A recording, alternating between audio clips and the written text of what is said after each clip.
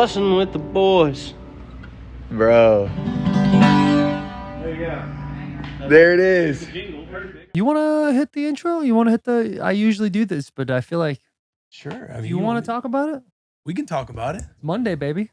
It is Monday. Great day to be a Bussin with the Boys fan. We have a lot in store for the boys. Maxx Crosby zooming in. Christian McCaffrey zooming in. Yes. I'm excited to ask Max about the team meeting, Mhm. that team player meeting that kind of happened, because there's a lot of media companies or media spots talking about it right now and things that happen on the inside. So we'll get to hear from Max in a little bit. We're going to hit the weekend recap, the good, the bad, the ugly. We're going to talk ball. We're going to talk fun. The boys, we're here to have a time with you guys. And speaking of having a great time, if you're in a new Chevy Silverado ZR2, you are having the greatest time of the year, because you have our very own new family edition, the Chevy ZR2 family. It's the first ever Silverado heavy duty ZR2 joins the franchise to make the Chevy ZR2 the only truck brand with a full lineup of trucks ready for wherever your off-road adventures take you, with exclusive Multimatic DSSV dampers, rugged mud terrain tires, and up to 14 available camera views. Guys, I cannot talk about it enough. The camera views are incredible. The truck damn near drives itself. The Chevy Silverado ZR2 and the Silverado HD ZR2, it is a family with commanding and unstoppable grit, just like the boys. Head to Chevy.com to check out the Chevy Silverado and the family of Chevys, the official truck of Bussin with the boys. Can I tell you something? Go ahead. There is not a time in my life where I feel...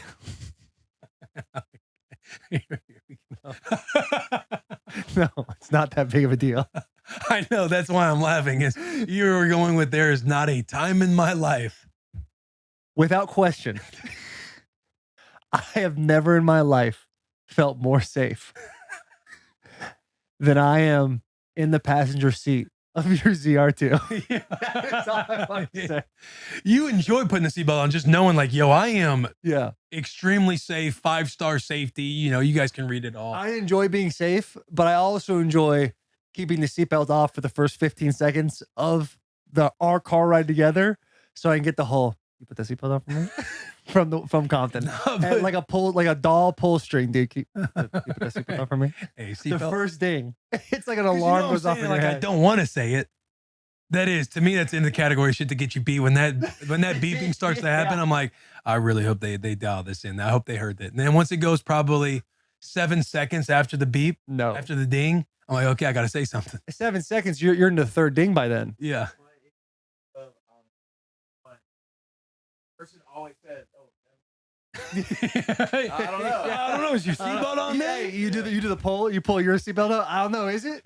There's only 2 of us here. And it only happens in the front seats. If you're in the back and you don't have your seatbelt on, you're all good. But yeah, you're in the Yeah, passenger. you're good to die. Yeah. You want to do what you want with your safety. That's fine, but just don't annoy my ears. Yeah. Oh, is that, yeah. Oh, is that me? Oh, is that me? How That was is so true, dude. how was the weekend, man? It was outstanding. We threw a couple fastballs out there for the Vols. Yeah, got a couple scholarship offers from Tennessee. That was pretty cool. That was awesome to be a part of. Talon went to Arizona. Saw our horses. They went riding literally for the last 48 hours. They've been riding horses from like sun up to How are sundown. them horses doing? Doing good. Strong? Strong, durable, reliable. Are they Red Dead Redemption type horses? We talking One some of them good is. boys? One of them is. One of them is like the one you get unlocked when you go to the top northwest part of the snowy part of the map, and you get that one horse that's like it takes a minute to wrangle. I don't know if you ever did that. If you went to go to the No, hacks, never yeah, done I that. got into it Done like on that. Red Dead, but never in real life. Yeah, I'm not yeah, built Red for Dead that too. kind of I did do that. That was for me the greatest moment ever. But we have one horse. It's a reining horse, and her name is Blondie, and she's like a blonde horse, has like blonde mane, and she's she's out there cooking. She's out Yeah. there. She's won a couple medals now, a couple ribbons, and they do in the horse world. She's doing her thing. Okay. She's doing her thing. Fun fact about horses, ladies and gentlemen: there's no way to make money, so don't think you're going to. Don't go into horses. I grew up with horses. I grew up on a ranch. There is no way to make money. You're just doing it for the love of the game. Do it for the love of the game. It's awesome. But Wynn was out there. She's riding. Wynn's big into dragons right now. So she like Nice. literally, Wynn was nervous about being on horses. And then Talon's like, what if you think of the horse as like a dragon and I'm the bad guy and you're trying to get away from me? There And you got to do go. X, Y, and Z. And apparently she murdered the game. She's obsessed with horses. She doesn't want to leave. She's crying at the idea of coming back to Nashville. Where's the dragon love coming from? Are we talking like, How to Train Your Dragon. Okay. That's where it came from. Which, even if you don't have kids, that's a movie you need to go see. That movie is so good. Yeah. It is incredible. And it's taken Wynn by storm. Like I'll be driving her to school and she'll be looking out the window. And I'll always take my mirror and I'll peer it down by her and I'll be kind of, looking at her as I'm driving. And she'll be looking at the mirror and just take a deep breath.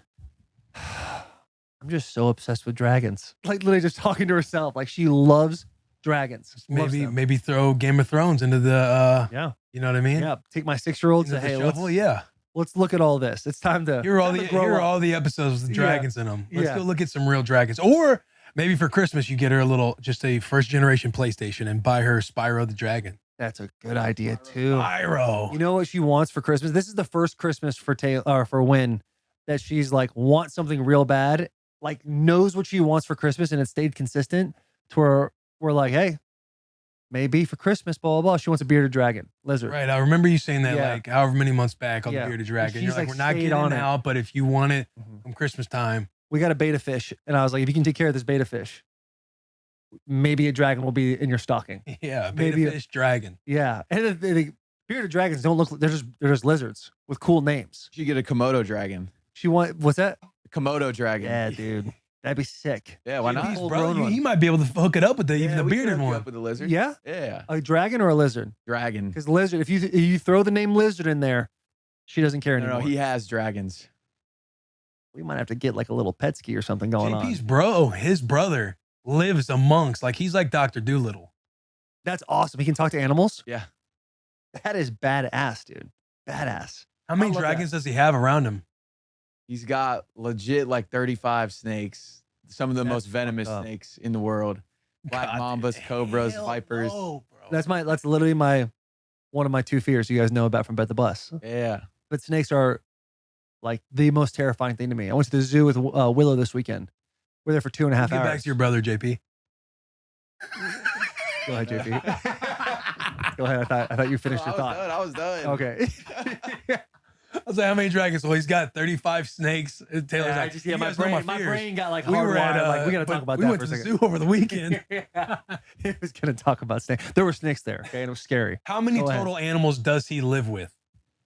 Let's see, 35 snakes, 4 dogs, an owl, an emu, pigs, goats, chickens, peacocks, 2 tortoises, and 4 birds. And this is a single man living in Charleston, South Carolina. That is so funny. The government, if you heard that, it's not Charleston, South Carolina. What's his word on the emu? How's he feel about the emu? Loves it. Really? Man, that thing is sick. His name's emu? Emerson. Oh, I'm thinking he's going over the animals. Like, I don't have snakes. I won't get snakes. I don't have Komodo dragons, but I got goats, chickens, and what do you say? Pigs. No, I don't have pigs, but I got bunnies.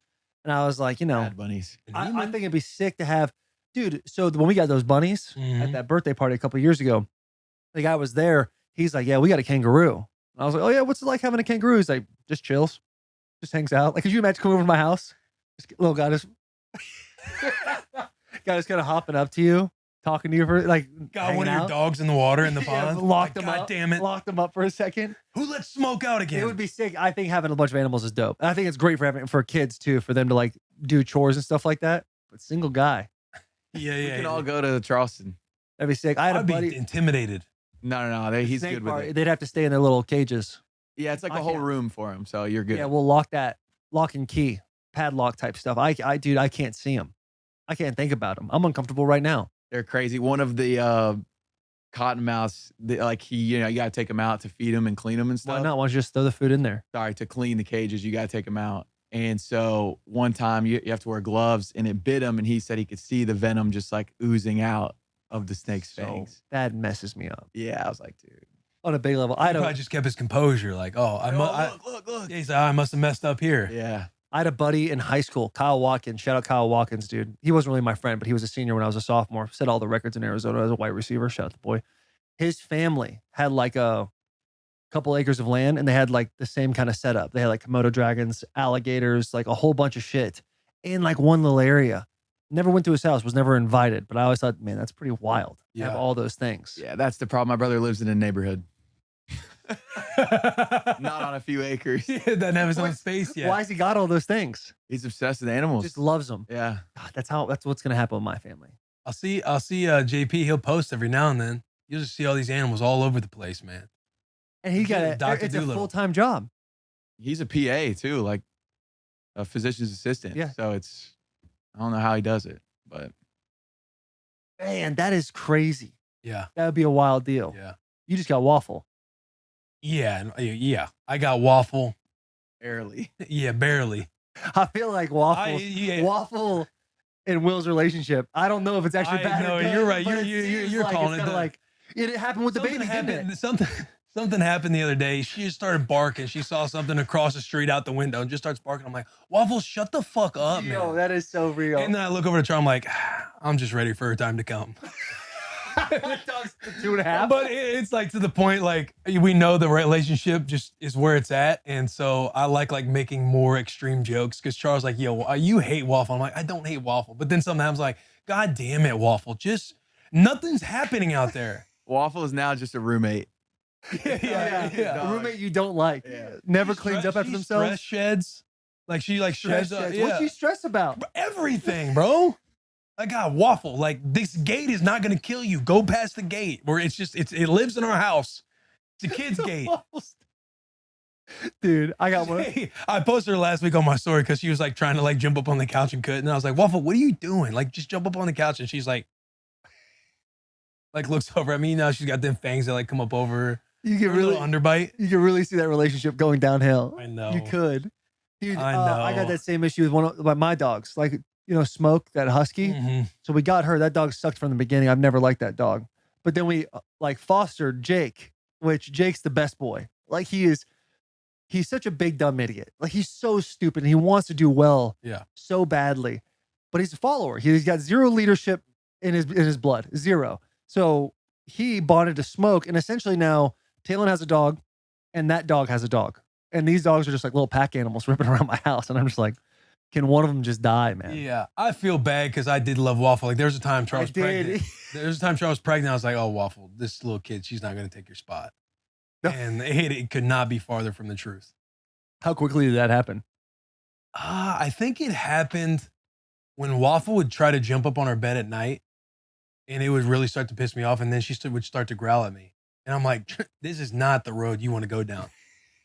And someone you want to shout out the belt, you let me know. Yeah. And it would just piss me off. And then I'm thinking in my head, like, Waffle, your days are numbered if you're like this when Rue gets a little bit older. And Rue will be like, she'll get older and she'll be in the stage where she wants Waffle off and she's just probably trying to push. Yeah. But if Waffle makes the wrong choice, like it will be the wrong choice. I had a buddy who was like a animal control guy around Nashville. Like we had a coyote problem, and he ended up coming over a bunch to where we became friends. Mm-hmm. And he had a kid, and he has like 2 pit bulls. And literally, they brought the kid home and set the kid on the ground. The minute the pit bulls walked over there, he, his words, beat the shit out of those dogs to set the tone.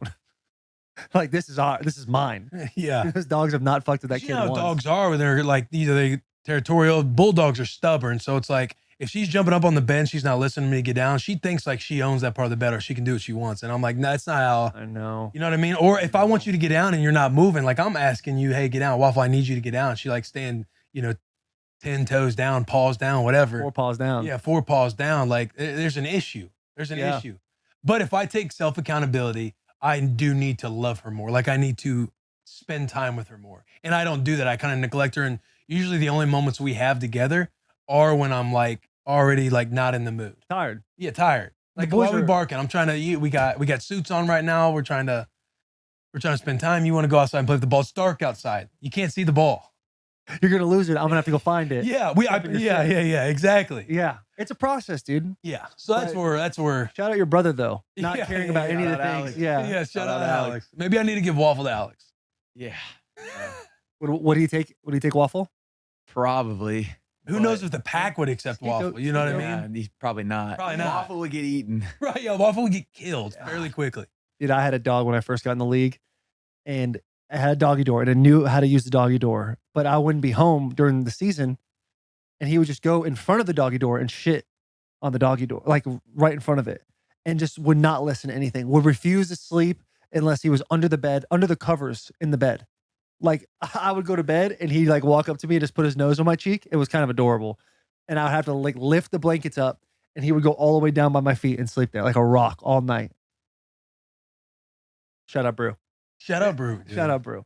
And that is, yeah. You talk about that. That makes me feel a little worse because Waffle does like, he wants companionship with me. And I guess I'm a bit of a bitch when it comes to Nah, but I get it because we give back to Waffle. You and I are in similar areas of life with similar mindsets. And it's like we do so much right now. And the time you do get to kind of just be to yourself, you don't have to worry about some animal fucking up your time. Or barking at something when you just want some damn peace and quiet. When you know, hey, Waffle, I've told you a million times, there's nothing out there. Yeah, that's what gets me is we just don't have any common sense in the brain with Waffle. Yeah, that's tough. Hey, come on, hey, the neighbor's garage door is opening up. That's not an alarm for hey, we are under attack. You know what I mean? Yeah. We talked about traveling a bunch, boys. This weekend, we will be in Baton Rouge, Louisiana. Yes, for LSU Fred's versus Florida. We'll be at Fred's Friday night. I believe Shaquille O'Neal will be there as well, DJ. painting the town red. It's going to be an All absolute hands on deck. It's going to be a time. It'll be an absolute time. Last time I was there I was talks of a casino being there. Boys might have to jump over for a second. Just for a second, just to see how it feels. Take a peek. Just take a peek. Play a couple hands, and see how it goes. That's all I'm saying. Give that a little go. So we'll be there. We'll be in Baton Rouge on Friday and Saturday. Florida and LSU, that's a night game they announced, right? So we're back.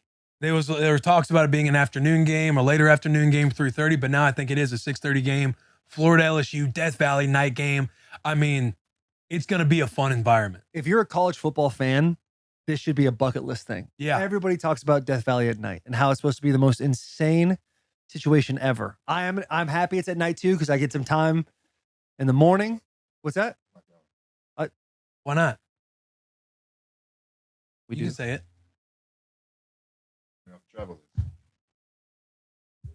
Somebody took me off the travel list. Are they on this? Budgets, Mitch. No, I get it. But bitches. I want to go.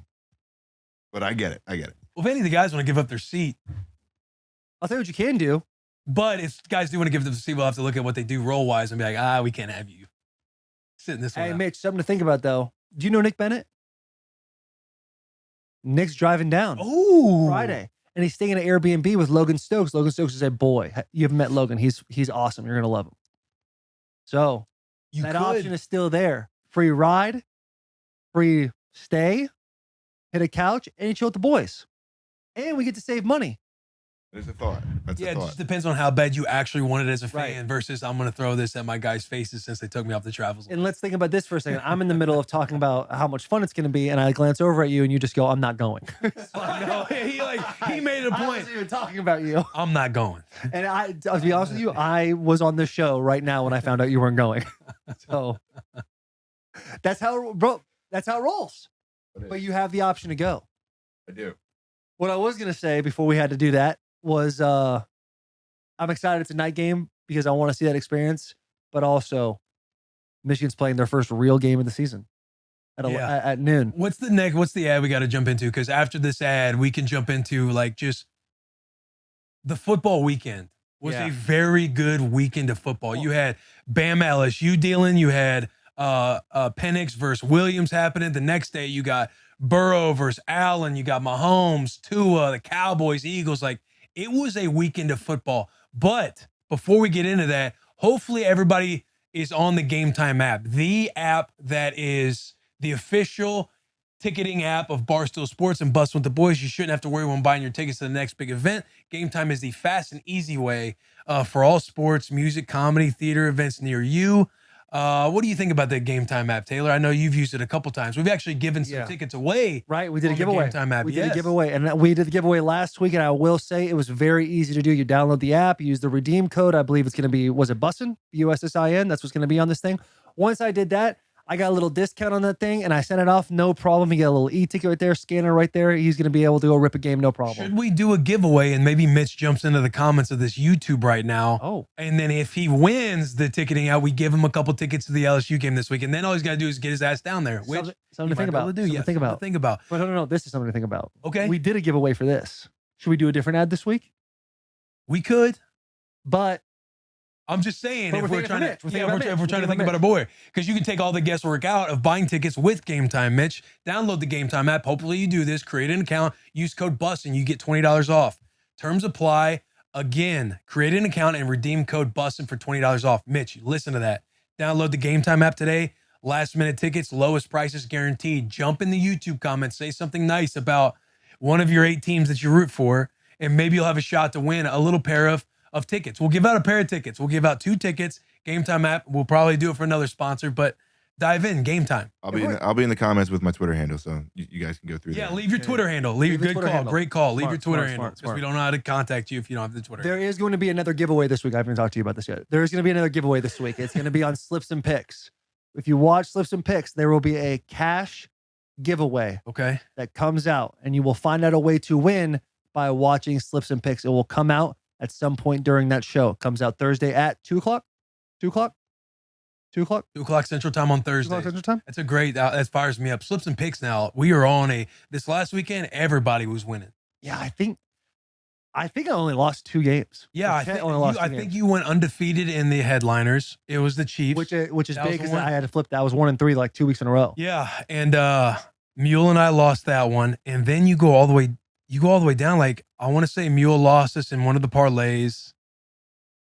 Tyreek didn't score. He Which only was had a 80 bummer. yards. That was a bummer. Which we can get into, but let's finish up on Slips. I want to give you some flowers.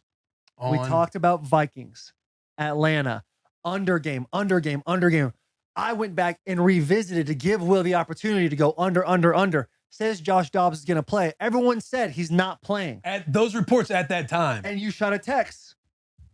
I and shot all- a text to somebody on the Guy inside. gets hurt. Make sure to put in the little throwback clip in there, Mitch. Yeah. But yeah, let him spin it. Let him spin Let it. Josh Dobbs spin it. And what did he do? Spun the fuck out of it. And did the under hit? The overhit. The overhit. That's right. And that's a big, that is called standing 4 paws down Yeah. and handling your business right there. I tell you what, and I know we're getting into our good, bad, ugly, whatever. Josh Dobbs winning that game against the Falcons. Falcons are going with Heineke. Falcons aren't dead. They're still a solid team. We'll kind of see what they do from here on out. But the Vikings, with all of the issues that they've had, guys getting injured. Questenberry plays every snap. Guy goes down. He apparently had a groin injury on Friday, the tackle that was in front of Quiz. Yeah. And apparently had a groin injury on Friday. Didn't tell nobody. And then hurts it even more pregame. Quiz goes in and plays the entire game. You got him as a backup tackle. Dobbs coming in. They're on the sideline talking about, how they're going to do cadence, some pre-snap reads, adjustments. O'Connell apparently is in his headset talking him through some of these calls and what he might be getting.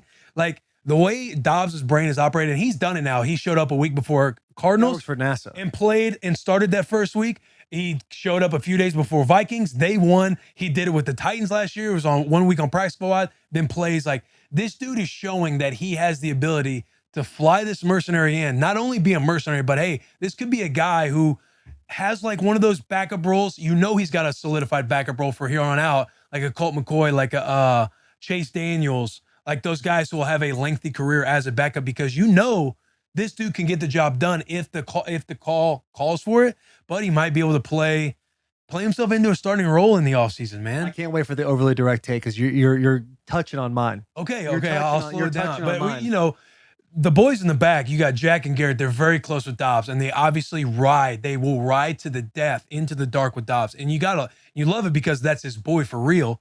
And you see him go and have a game like that. Like I know it fires the boys up. It's fun to watch just because he's a good dude. Just having him on the bus, and Yes. he's kind of like that journeyman where he's trying to pick his shots. Where should Unique I go? personality too. To have a real shot, this and that. And man, the reaction he got after the game from the locker room and everybody else, it's just a fucking cool moment to see. That is awesome. Jack, I mean, are you not smiling ear to ear like our Oh, boy? hell yeah, I mean, it's awesome to see Jobs. It's awesome to see you guys finally buy into the theory of Josh Okay, Dobbs. since you hang guys on, are hang on. No, don't bite, in don't the bite, don't world. bite. No, but here's what I want to Hey, say. Go watch Up and Adam. Taylor's over there like Josh Dobbs is the greatest quarterback. That he's going to be a starter. This Well, and there that. goes and you my were overly direct take. dogging him this year. There goes We- my we- overly direct we'll take. get into- Dogging him. here's this what I'll year. say. And I love it, but Go back. okay, Go back, You watch the literally film. Did you say- ever go Hang on, back? hang on. Let's Yes. wait now. This is a great conversation. It feels like for the overly direct take. I had something I want to go with Jack, but apparently there's some other ammo going in. We'll wait. Let's wait for the overly direct I'm take. just happy that people are seeing the his true character. Josh, outside of being a football player, Josh is just a really good guy. He's a really intelligent human being, and he cares a lot about That's Vanessa. football and people.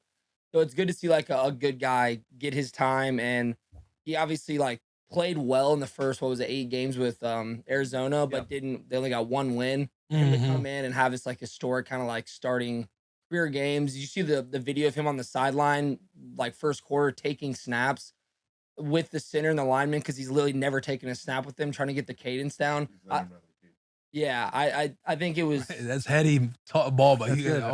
that's all I was saying a few minutes ago. That's yeah, awesome. it's I was just- giving him big it's flower. fun. I'm super fucking stoked and proud for Josh Dobbs. He deserves all of this. I hope that fucking the Titans are seeing this and realize that they fucked up and we shouldn't have gotten rid of him. We should have fired Malik's ass. Hold on now. That Josh almost won us a playoff game, but Didn't I'm make the just a playoffs. man. The Titans should be fired up about Will Levis. No, That's what they should be I'm fired saying this about. I feel you. Yeah, I'm with you. Before the Levis, though. But you're saying No doubt. hindsight's 2020. They should have not gotten Malik.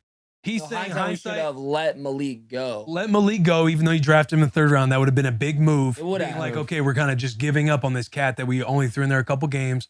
He's saying you let Malik go, or you have him in there. You re-sign Dobbs, no matter what, as a backup behind Tannehill.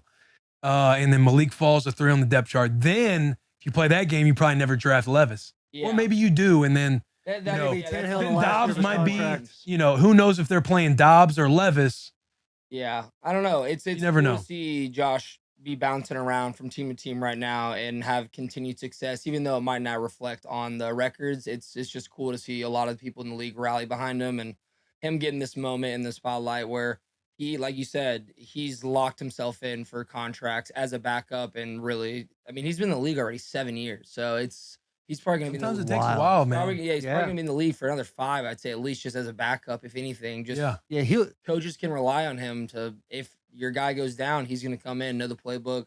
He's not going to do anything too crazy. So super happy for him and his success. Hopefully it just keeps going. if Dobbs does not become a full-time starter after this year, he has a role. He's a Ryan Fitzpatrick guy. 100%. He can play 15, 16, 17 years, no problem. Yeah. That's a good No comparison. problem. Dobbs is probably not a spiteful individual, No. but he's got to feel good after that game going and looking at what happened with the Browns and the Cardinals in this game. Yeah. I mean, they dummied. Cardinals got dummied again, and he's sitting there riding the highest of high. And the Vikings have a good fan base.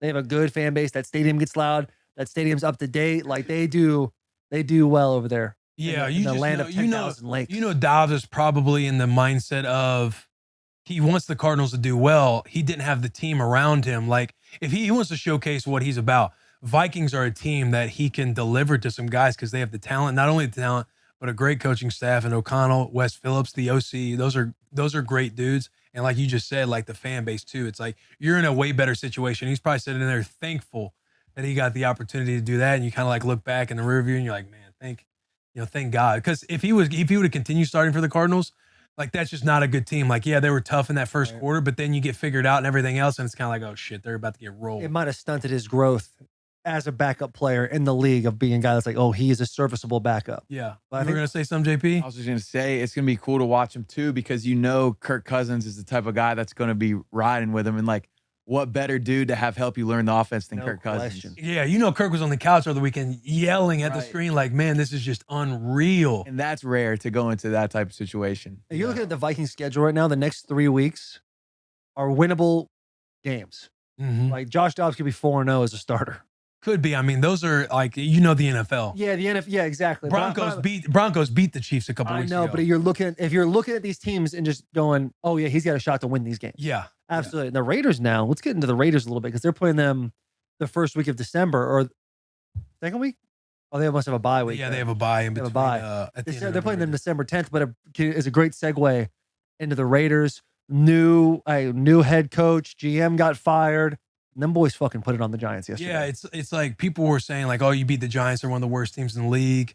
And it truly did not matter who the Raiders were playing. The fact that they came out and played with that kind of energy. Josh Jacobs was running like he loves to run the football versus like, yo, what calls? Like, we're not getting anything going. Devontae Adams, we were talking about before the podcast. Yeah, he only had 4 receptions, 34 yards, I believe. Yep. But he's in the locker room after the game, and you see how connected these guys are to Antonio Pierce. Like when he's giving that speech, he's a Raider guy through and through. The boys are smoking cigars in the locker room after a game. Wild. Like this isn't a team like What's crazy is they're one game like behind the like Bills record wise, which is wild to think about.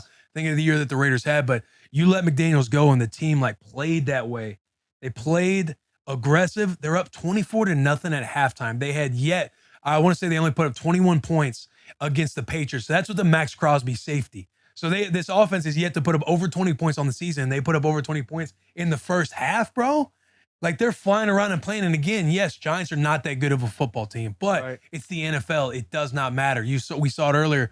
Broncos lay an egg versus or Chiefs lay an egg versus the Broncos. Like anything can happen in this league. And the fact and the Chiefs go the next week and they win in Germany. Yeah. By 7 points. Yes. I mean, against the high-powered Dolphins. But yeah, man. I mean, you like you know how it is. Like I don't know if you haven't had like a switch up in the middle of the year. Yeah. But maybe I don't know if you've had a different play caller that comes in the middle of the year. No, like we had Ken Wisenhunt to Mike Mularkey, 2015. We played Houston Texans. We got dummied by like 50-14 or some crazy number like that. And then that night went to bed, woke up. Mike Mularkey is the interim head coach. Ken Wisenhunt's out. And was everybody fired up? Guys were fired up. At that point, I was like still year 2, like my first full year of actually starting. And so I was like trying to figure myself out. But you look at the boys and Mularkey comes in and you know I'm not a fan of Mularkey. However, I thought he did a great job of like integrating fun at that point. He like brought a basketball hoop in. Hey boys, like we're shooting. If you can make 3 in a row, I'm giving you $100 right here out of my pocket. Like we're changing up the game plan. All this play calling was different. We started running the ball more. We started like simplifying everything, and we went in. That next game we played, we actually won against the Saints in overtime. And you're like, holy shit, we're going to beat somebody. Didn't win a game the rest of the year. But like, you get a vibe. You get a vibe like that. And we did not have near the team that the Raiders actually have. If you look at their teams on paper, top to bottom. And you might not have like, and I hated it too because we had a good time sitting down with Coach McDaniels. And obviously we're Zig's boys with Zig. Yeah. I love Zig. But coming out of McDaniels, like, it seemed like they fired McDaniels and the team was like fired up, man. Yeah. So you hate to see how much they hate him. But we knew that too. You kind of knew. Because conversations. Yeah. Right? In the offseason, we knew like. Last year there were conversations. Right. He's tough to, And there's multiple guys in the Raiders that were kind of talking like that. Right. And then you want to carry the optimism of you sit down and you have the podcast and it's like, okay, maybe there's a personality shift. Some guys are a little bit more optimistic going into this year, but it seemed like the minute they let him go and they're riding with AP, Antonio Pierce, calling shots, it's like they get a new offensive play caller. They bench Garoppolo and go with O'Connell, and they're playing like that. It's like, who knows? Dude, and Pierce too, being a Compton guy, like growing up with the Raiders, playing forever in the league and not playing for the Raiders, but always keeping an eye on the Raiders. Yeah. Like that's the kind of dude that like you want that. Yeah. For the silver and black. I wonder if he'll get a real shot at being the head coach afterwards. Time will tell. You have to see the rest of the season, because if they can muster up a winning record and show promise, and they start giving Devontae Adams the ball and they start putting points on the board, and you see the guys, the vibes, the energy, because I believe they have guys in the team like a Maxx Crosby that can go to ownership and be like, this is our guy. Maybe. We love him. That's a lot to put on Max. But I'm saying the sample size is beside you, right? Like, we won the back half of that season. Yeah. Got into the playoffs. Won 7 games, I believe. And hopefully they don't make the same mistake. If players are standing on the table for Antonio Pierce, it's like hopefully the ownership does listen to that this time. Take that into account, and you build off that. Because if not, you're taking another shot on a completely new staff. Yeah. You're trying to rebuild a different culture. That whole shift happens. And that just happened with McDaniels. You bring up a good point, because I think McDaniels for the longest time has been a sought after assistant coaching job, like assistant coach to become a head coach. Obviously, we saw the things with the Colts that happened, and he had a stint at Denver, correct? Yeah, it didn't go very well. But he went back to the Patriots. He had a lot of success there, and all of a sudden his name starts resurging as, hey, this guy's learned a lot of things. He can go back and be a great head coach. I'm wondering after the end of the season, because there's going to be multiple more fires. There's going to be a lot of guys that are available, maybe some college people that might go to the NFL, that type of thing, where how big are the names where Raiders ownership is like, do we want to make a splash higher, or do we want to keep building on what we have right here? And that's what they have to weigh. Yeah. Because I feel like the Raiders fan base they have the strongest fan base on the West Coast. Brand loyalty. Yeah, the brand loyalty is crazy. So if you have a guy who bleeds silver and black, and you see the improvement, and you see the player saying, this is our guy, it'd be very difficult as the owner to be like, no, we're going to do this anyway. Because you've got all the pieces. You've got good players in that locker room. You've got the new facilities. You're in a new place I was in Vegas 2 weeks ago. I saw 3 Maxx Crosby billboards. Like they're taking that town and they're really molding it into a football town, which is very cool. They just got to win games now to get that done. Yeah. And so those are the pros and cons you have to weigh if you're evaluating Here's that. the optimism I'll try and spin on like the McDaniels failure over the last couple times. Because I feel like it happens when any kind of Belichick disciple goes and they become a head coach outside of Vrabel. But Vrabel's just a player. He didn't coach with them and he wasn't a coordinator with them. This is worth Jack looking up too. I hate to cut you off. Can you look up how long Vrabel was with the Patriots coaching? I think it was really I don't think he 2 coached years. at all with Vrabel. I think he did. He? I think Vrabel went right into the linebacker job with Ohio State. Then he goes to the Texans. You're right. I Goes think from you're right. linebacker coach to DC and then takes the head coach. So really not a Bill Belichick tree. Right. But if you look at Patricia, McDaniels, Bill O'Brien, Flores with Miami, because he was there before they fired him and then got McDaniels, right? Yes. Yeah, I feel like he was kind of screwed though. Flores, I think he could be a head coach. potentially. But here's the optimism That's I'm the guy trying to that sued spin. the NFL too, right? Yeah. But he's the DC for the Vikings, and they got a good defense. Or wait, I'm slow to say that they got a good philosophy on defense. Yeah, because they were kind of struggling I there think early in the statistically year. They don't have a Yes. good defense, but yeah, that was a bad take. But here was what I was going to say, optimism wise, on hiring guys like that. When you look at the Bill Belichick and the Patriot way, and everybody's like, does it work? Does it not work? If you're hiring these coaches and they know of the Patriot way, right, and that's the culture you're wanting to build, these are coaches I think that have to have, and this is where it's like, I don't think we have that time anymore, but they need to have 4 or 5 years. And the reason why is when you're going through all of these cultural shifts, and it is a harder philosophy to play for as a player, you know it as a vet and everything else. Like, it is harder to get these grown men on the board, especially if you don't have some of the best players of all time playing on your team that are already setting that example with Tom Brady, Gronk, and everybody else. If these coaches are going to get a real chance with the Patriot way and everything else, you almost need a full shift of a roster to where the guys who are going into year 4 and 5, kind of like a college, they don't know any different of the philosophy that's being taught around the league. Like, you kind of have your draft picks, you got to hit on your draft picks, and you got to like slowly but surely, not like weed out, but you got to weed out the guys that don't buy in. And you almost need that 4th and 5th year to really show the development of that philosophy. Because again, you're going to have guys that don't know any different. Yeah. You know what I mean? I understand. Because What when you you're got saying. the pushback within year 1, year 2, it's just going to be, you're either going to buy in or there's going to be a lot of friction. But the ownership is going to have to trust that, hey, this is going to be a 5-year plan no matter what. That's my only optimistic spin on a McDaniels, on all these cats who've kind of failed at going into the head coaching world. And yeah, Brian Flores kind of he didn't get a real fair shake at Miami, because I agree with you. But it's like that's what you kind of have to look To at. touch on the Patriot way and the coaching staff going there, I think Bill O'Brien was with the Houston Texans for what, 7-8 years? Like maybe not that long, but he was there for a while. They were able That's to a good go point. AFC divisional game. They played the Chiefs there. They got beat up in that game, but they were making playoffs. They owned the AFC South for a while. How long was that? Yeah, he got a lot of time. Yeah, that's 6 fair. years. No, that's a good He got point. he got 6 years right there. Here's my problem with your spin. If you have a franchise that's hurting, and I'm not saying the Raiders are hurting, but just take a franchise that's the Broncos, and you need to get, let's say you should fire Sean Payton, and you're as an ownership group saying we're going to give you 4 to 5 years. The average in the league for a player is 2 years in the NFL. Doubling that plus is very hard to do for a coaching staff to really see the end result. It's really hard to justify that. 4 or 5 years is a long time to prove yourself. I understand that a little more in the college because you're recruiting, developing guys, and then you're getting that first recruiting class as seniors at 4 or 5 years down the road. But with NFL, it's like there's so much changing, like the roster changes 50, 60, 70% sometimes, where you can in 1 year get the players in there. And if your philosophy is good, your play calling is good, and you let the players know the rules, then you're into a situation where now you've flipped it in 1-2 years. But it's really difficult to do 4 or 5 years. No, I agree with you. That was just my optimistic spin about the whole thing. Because at the end of the day, you look at the Belichick way, the Patriot way, and everything else.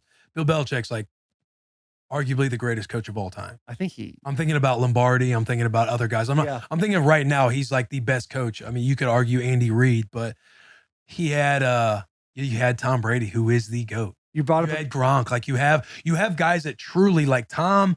We've seen like the sample with him, like talking about it. Like the dude was obsessed. Like he was a guy who could be coached hard in the meeting room in front of everybody else, and he's somebody that like was locked in all year round and went by the Belichick way, but that was also his way of like, you got to work, you got to play, you got to show up, you got to do this first in, last out. Like your best player, who happens to be the best player of all time, is doing that and setting the tone for, Gronk, who might be hungover every now and then, but him coming in, here's how you work with Gronk. Yeah. Here's how I can get Scottie this out of Pippen. Edelman. Yeah, Edelman's a hard worker. Like these are your best players being the example. The best thing to happen to the Patriots is obviously Vrabel? Tom Brady, but Tom Brady getting picked in the late 6th round. That Pick too. 199. Because I feel like if Tom might have not had that same mindset his rookie year if he was a 1st-round pick.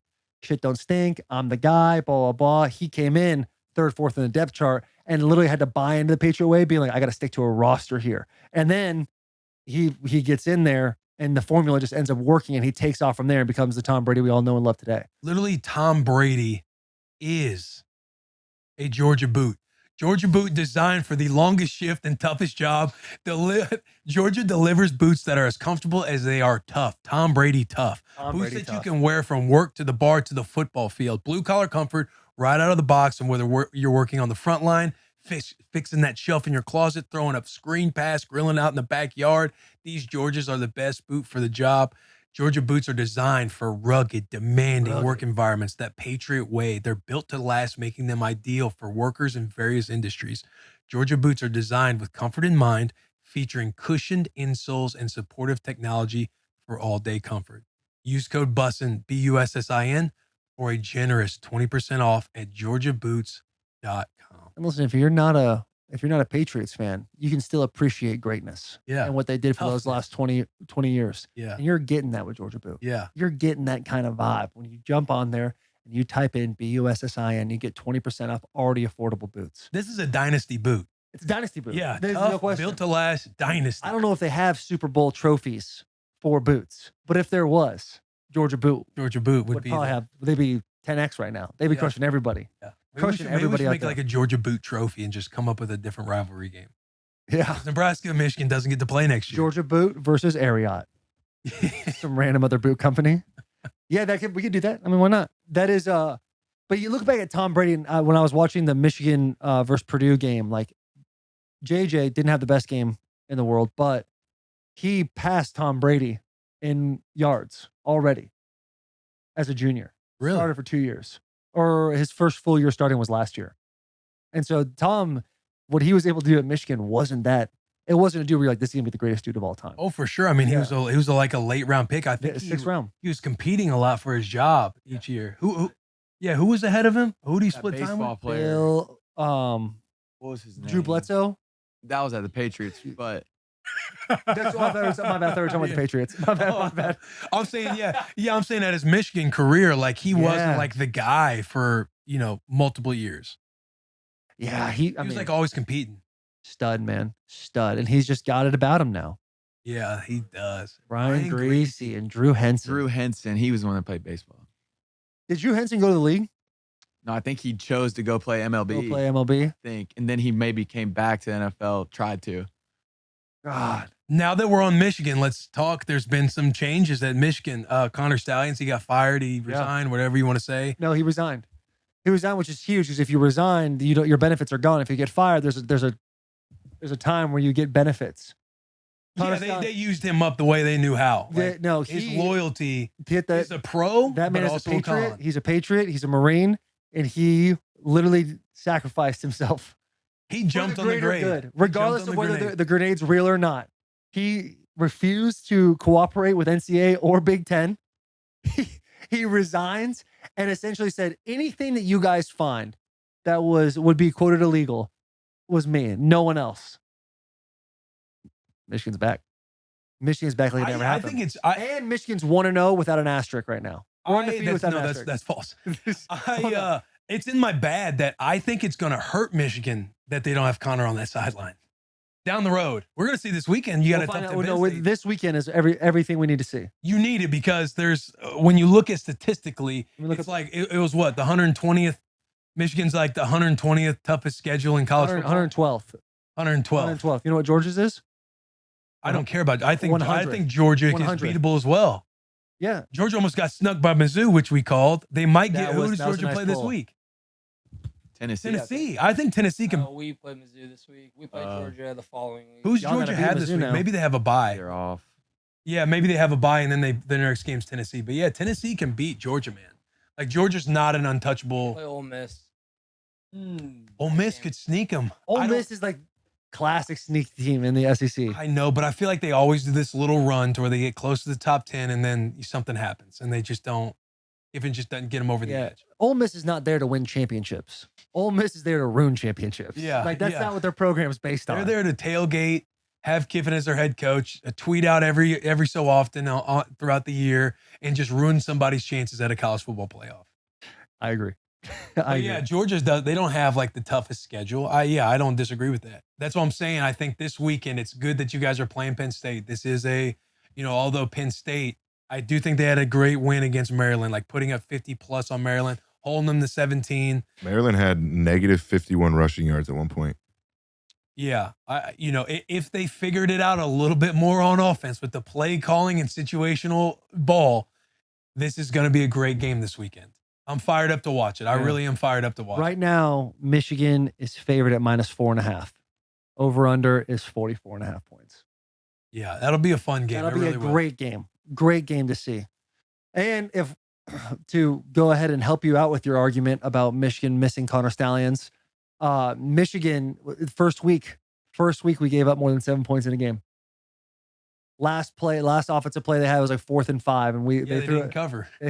They didn't cover. That is true. They didn't cover. Yeah, 13. The Purdue scored 13 points. Same amount they scored against Nebraska. Was it? I think they scored 14. 31-13. Nebraska versus Purdue. I thought it was 14. I looked it up during the game once they scored 13 I didn't to make sure. Oh yeah, see, look, 14.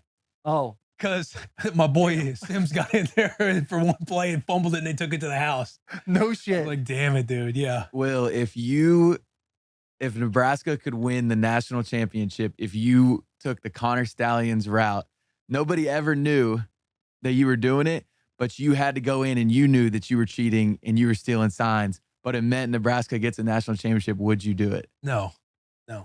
He's lying. He is lying. Will Compton is lying. I think you get that would come out at some point in time. No, but this is a hypothetical. I make the rules. It doesn't come out. It never comes out for the rest of time. No.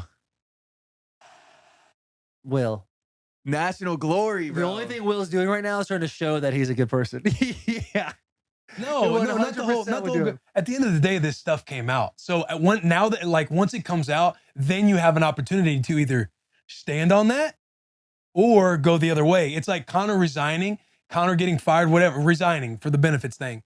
This shows that Connor's like, yes, this was happening. Because if not, he doesn't leave. You're looking at a guy, I'm glad you brought that up. You're looking at a guy who has bled blue his entire life. He's obsessed. He was at the Marines talking about how he wants to be a Michigan coach someday. He would do anything for the University of Michigan. He has not been proven to do anything wrong yet. He gets suspended with pay because Michigan didn't think he did anything wrong. Now Michigan is in all of the mainstream media. Everyone's talking trash about Michigan. So what does Connor do? He resigns to take himself out because he doesn't want to be a distraction to his true love, which is the University of Michigan Wolverines football team. That is a good man. Because nothing's been proven yet. And because everybody's watching Michigan so closely, every win they have has 0 asterisk on it. Okay.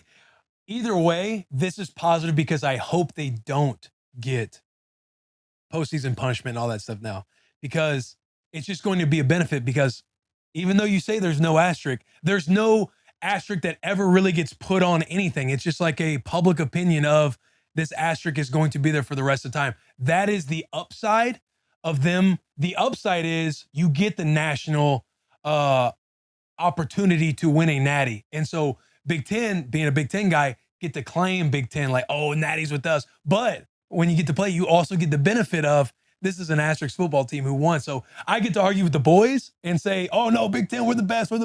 But then when it comes to actually talking you and me arguing, actually Michigan ball, there's an asterisk now that is for the rest of time. And I think it's beneficial because I do think they need to win the natty.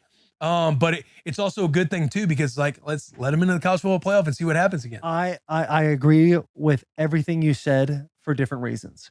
They go win the national championship. It's massive for the Big Ten. The Big Ten needs this more now than ever. Yeah, we got the And trophy. if Michigan is the team that's going to represent in the college football playoffs, then everybody, including Ohio State, including Michigan State, including Nebraska, everybody needs to get behind Michigan. No, that's not how that works. No, get behind. All right, sorry, I won't say Michigan. Get behind the Big Ten representative in the college football playoff. Oh, I've always been that way. Yes, and I agree with you. Now, here's where I think it's a pro. Because the public opinion is going to be everything's an asterisk, that means we get to reload even faster next year with that chip on the shoulder. And that is fantastic. So here's Because now you're not going to sit there and be like, oh, we're national championships, we can relax. Now you get to go in the offseason and all the boys be like, they all think it was fake. Time to prove them wrong again. So we're talking about a two-peat, boys. We're talking about a two-peat in the first week of November. I love that optimism, but here's my question to you. Say they drop a game. Say they lose this weekend to Penn State, Yeah. and then say Ohio State beats them. They're a 2-loss team. They don't get in the college football playoff. Ohio State then becomes a college football playoff team. You're screaming, supporting Ohio State. I'm supporting the Big Ten representative in the college football playoffs. So yes, that will not change for me. Okay, that's Because just want to make sure you're rooting for the Yeah. Scarlet. Like you will be. I'm rooting for the Big Ten representative. But you'll be publicly like, no, we want Ohio State. You'll be saying we want Ohio State to win. I'll probably say that, yeah. Okay. Now, Just want to make sure. I want to have the availability to retract if I want.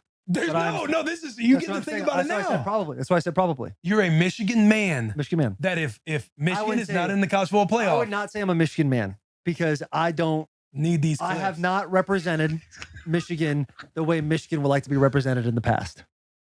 What do you mean by that? Elaborate. Legal problems, PED, overly aggressive with flags. Those are all things that Michigan, I wouldn't expect them to stand by. But you don't have to expect them to stand by it, but you can still die for your maize and yellow. You know what I mean? You just said yellow twice, maize and blue. Maize is yellow. Okay. Maize and Maize blue. is corn. Corn is Got the number you, one Got you. export of Nebraska. You're right. Best thing we have coming out, arguably volleyball team. But the maize and blue, you can still die on the hill for the maize and blue while still saying, guys, I understand if you don't want to back me on this, I've done a lot of things. Not, I can kind of change it all now because you feel like you're not being accepted by the maize and blue. You know what I mean? No, I don't say, oh, I'm a Michigan man because I feel like I didn't do enough myself. You feel like you didn't earn the I feel ability like to say, that's I'm a more Michigan man. accountability on myself of being like, yeah, your boy was out there punching Ohio State fans after Ohio State game we lost when we went for 2. We should have got that and won the game, but we didn't. So now you're going to come around and being like, I'm going to support Ohio State because I didn't represent Michigan the right way back then. I am going to support the Big Ten representative in the college football game. I'm not going to say go Scarlet and Gray, go Buckeyes, but You if have they to win- say go Buckeyes if they're in the natty. no, I'm gonna sit there. I'm gonna be excited for a Big Ten to represent the college football playoff, and I'm gonna hope that team wins. And then because that's what the whole game is. We're in the Game of Thrones, where essentially we have to beat the White Walkers. Is that what they are? Right. We have to beat the White Walkers, the SEC, and once we do that, we can go fight these wars again. But to beat the White Walkers, you got to uni up. Yeah, and here's what I'll say about Ohio State. You got to uni up. You're going to have to wear scarlet. No. Here's what I'll say about Ohio State. I genuinely respect Ohio State. I genuinely do. I like the back and forth. I like the, with Ev and Mitch, even though Mitch is so fair, whether it's kind of hard to argue with him. But like Big Ev, him and I, we have a little bet on the game that we went over on Twitter. Like if he gets to do something at my house, whatever. But they're not. Yeah, I did. Yeah. I remember seeing And that. if not, he's got to sing. He's got to sing the fight song. He hates Michigan because I went 1-3 versus Ohio State, and they had the talent to beat us. I have a lot of respect for Ohio State. I have respect for Ohio State. Michigan State, even though I still went 1-3 against Michigan State, I don't have respect for that school. I think they're nasty. I think the people talk super nasty on Twitter, and I know Ohio State people do too. But I think there's a difference because I think the talent level on Ohio State is a respectable school that I can sit there and be like, yeah, it's a good ball club. Mhm. And if they do beat Michigan, and they represent the team in the conference in the Big Ten playoffs or the National Football playoffs, then it's like, let's get this trophy back to the Big Ten, and then let's go fight these wars. Because once we win it, we can all go back to hating each other. It's the same thing I would want Ev to do for me when Michigan inevitably But is Ev the doesn't national do championship. that. Ev doesn't do that because And you wanted Ev to Ev- pull for Michigan. yeah, Ev doesn't do that because he didn't play the game. And he doesn't understand. Whoa, And he doesn't no, understand. Taylor. He doesn't understand. I think Ev, you don't understand. Ev's fighting different battles because one, He's got Dave. Portnoy is he doesn't want Ohio State to win nothing. And Dave, the if you real look rivalry. back- If on this bus the tier 1 god tier rivalry in college in sports is the game, then there's no room for respecting the team. There's no room for ever feeling like I rooting disagree for for a couple reasons. I am You not. can disagree. I'm just saying. Yeah, no, I understand what you're saying. I also disagree because the fan you're talking to right now is, like we've said on this bus, a first-time fan. I haven't been in a massive support of Michigan for a long time until these last couple of years. Really, this year. Don't you think you'd want to take on the fandom that represents your school? No, because I see Ev be put in a blender and 24/7. I support the shit out of Michigan. I'm going to do everything I can to help Michigan win the national championship, whether it's on the bird, calling people, hey, what do you need me to do? I will absolutely do that. I think for the greater good, and because I'm not looking at this year, I'm not looking at 2023 only. I'm looking at the whole 20s. I'm looking at the 30s. That's what I'm after. That manifesto. Yeah, absolutely. There should be a manifesto. There is. Every team should have a manifesto on how to essentially control their conference. How do you think America's been great for so long? A manifesto? Yes. A manifesto looking into the future. This is what we're going to do the next 4 years during this presidency. Boom. New president comes in. Where's the manifesto? What are we going to do? Yeah. That's what we got to do at Michigan. Now, I think Michigan Y'all wins. got it. Yeah. Y'all got it figured out. Y'all I agree. got it figured out. That resigning doesn't happen unless, like, that manifesto prepares for a situation like that. This is next man up mentality. Who's the next counter stallions in the room? You don't think he's got some communication going? He does more damage. I said this in my video. This man probably does more damage outside those walls than inside. Like, this was like, okay, next step. Where's it at in the manifesto? Right. Oh, Connor, go ahead and resign. This is all part of the plan. I think if you look back at when we were at Barstool HQ last November, was it? When we were doing the telethon and then we trying did to a get telethon and trying to get all them that. on Dave board. said the same thing. He said he would support Ohio State if they're in the college football playoffs. Yeah, but he's trying to get Ev. He's trying to get Ev on board. Right, but words were still said. Yeah, I'm just saying words right now. I'm not going to put Ohio State. What does t-shirt that on. mean? I'm not going to put Ohio State t-shirt on and say "Go Buckeyes." I will say, "Hope the Big Ten representative wins." That we will make that shirt. We will make that shirt if Michigan's not in But the college here's football. the thing, though. What comes along with that? What we were trying to do, what I was trying to do as well. We want the Big Ten to feel like the best conference, but to do that, you need to get that team to win. Yeah. So you need to say it's almost like, hey, we need the Buckeyes to win. I'm saying the same thing you are. I know, but you don't want to go as far This as is saying the essentially- Buckeyes winning coming this out of your is mouth. Essentially, Talladega Nights. You were talking about crepes or really thin pancakes. I'm just saying really thin pancakes. I don't want you to break my arm. I'm gonna say I like really thin pancakes, and now that's it. Move on. We've said the same thing here. Yeah. I'm just doing it in a way where I can still have some dignity at the end of this. I don't know, man. I think it's a tough look, not That's all right. rooting against Ohio State. I guarantee if Iowa was in a position that Michigan and Ohio State were, you would do the same thing because you understand the greater good. That's okay. I know the games that go on up in this head. I would not do the Iowa. In your head, root for Iowa. Games that go up in your head. Yeah, I'm saying I know I would not do the Iowa. Like, just because I'm doing it with Michigan, like, that's not. But you wouldn't want the It's Big not a Ten close representative to rivalry. win. It's not going to happen anytime soon. It doesn't matter. Iowa's never going to be in a national championship. So it literally is such an easy argument from no, I would never, because it's never going to happen. Iowa, yeah, I agree. I don't think I was ever never. going to be. Not Not while there's red on the other side of that border. Iowa will never have a chance to win the national title. Iowa, the best shot they have is essentially a Big Ten championship every year. Yeah, because that's the positive. Do we want to get into our overly direct takes? Yes, but we can do overly direct takes. As soon as that's over, we need to talk about, unfortunately, Nebraska situation. Yeah. We'll get into it in a little bit. All right, let's move on to the overly direct take presented by DirecTV. DirecTV is the ultimate destination for pro football. It's where you can get their football fix this season. Whether you're watching the games live on TV, streaming apps, DirecTV has you covered, and you can get DirecTV without a satellite. All right. Are you ready for your direct? You want me to go first or you want to go? Go ahead, you go first. My overly direct TV take. Big Ten or Nebraska will still be in Indy for the Big Ten championship. Oh. Look. No. We lost. No. We'll unpack that. Let me just say mine, and then we'll just start doing because mine's not going to be like that. Okay. Yeah, my overly direct take is Josh Dobbs will be a starting quarterback in the National Football League, whether it's for the Vikings or somebody else, 2024 season. Okay. We'll get to unpack that. The boys will get to, we'll all get to get back in that one. Right. Nebraska. Pull up. Yeah. Just pull up whatever I need to see to The look loss where Will's to doing. Michigan State. That's the bad news. Like the bad news is we lost to Michigan You lost State. they have one win. We lost to wins? an inferior team. We lost. That's a very bad loss. That is a bad look. We went in, trap game. They trapped us. They beat us. And I will say that. Their trick plays, they did a great job. Did anybody watch that game in succession? I don't think it was on. Dean Blandino. Oh, it was on FS1, a primetime game, FS1, Fox Sports. You don't have to go to the Big Ten or FS2 or ESPN the Ocho. This was an FS1 game. Dean Blandino and that crew, I mean, I'm not going to say the refs. I'm not ever going to blame a full result on the refs, ever. But they damn near cost us. You could make an argument that they costed us that game.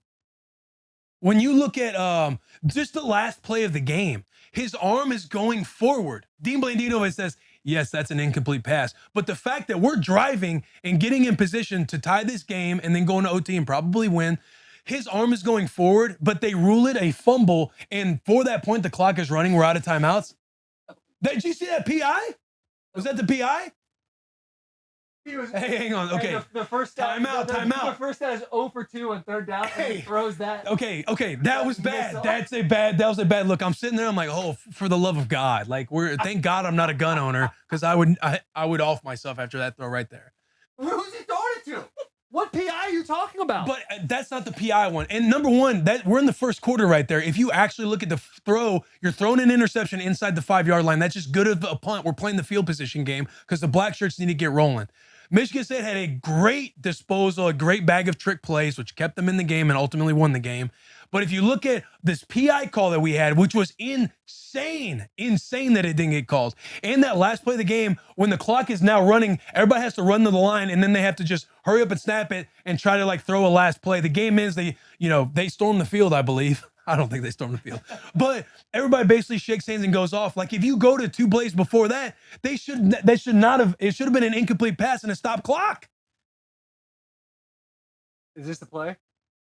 No, defense still holds up. That was like, I looked at Charles like, it's over. It's over. Don't worry about the PI call. Just go to the end of the game. Keep going. Based off everything you just said, I would be equally as hot. If you're taking that true, but that really is. I know I'm insane saying that it could be in there in the Big Ten. Then you should just end right there. You should. But hey, here it is. There it is. Missed. That y'all? Watch. Ball went backwards. Right. All we got to do is get in field goal position. How much time is on the clock? Look, we had to rush to the line of scrimmage because they didn't review the play. And Dean Blandino, they're sitting there watching it, and he goes, he had like a little grin, like, yeah, it is. That is an incomplete pass. I don't know how they missed that one. It's just unbelievable. That hurts. And that really bothered me. Because number one, we shouldn't have been in that situation because we should have handled Michigan State, which is tough. But the good news is, and the reason we could still be standing in Indy for the Big Ten championship, Minnesota lost. Now, what sucks is we don't control our own fate like we did last week, because Minnesota lost to Illinois. And here's what we need. Minnesota's not going to beat Ohio State. We also need Wisconsin to beat Minnesota. However, all we basically need is we got to win our next 3, one game at a time. And if Minnesota drops to, which we are assuming Ohio State, but they also lose last week to Wisconsin, which can happen, we're in the Big Ten championship. So that's why I have that overly direct take. That is a bad loss against Michigan State. I'm not running from that. That is a very tough loss. I wanted to off myself. But Minnesota lost. Wisconsin lost. We are still in it. It's not over. We ain't hear no fucking bell. So that's my overly direct take. That wasn't even one of those. But I heard you. And brother.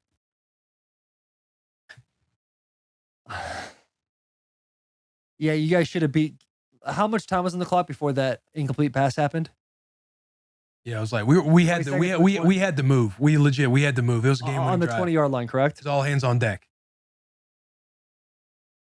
Should have never been in that situation. 13 seconds. Yeah, I just want to know where they were on the field. We were on like the 45, our own 45 or 40. Yeah, maybe 35, probably not. Yeah, our own 45. So you essentially have to get 30 yards in 12 seconds.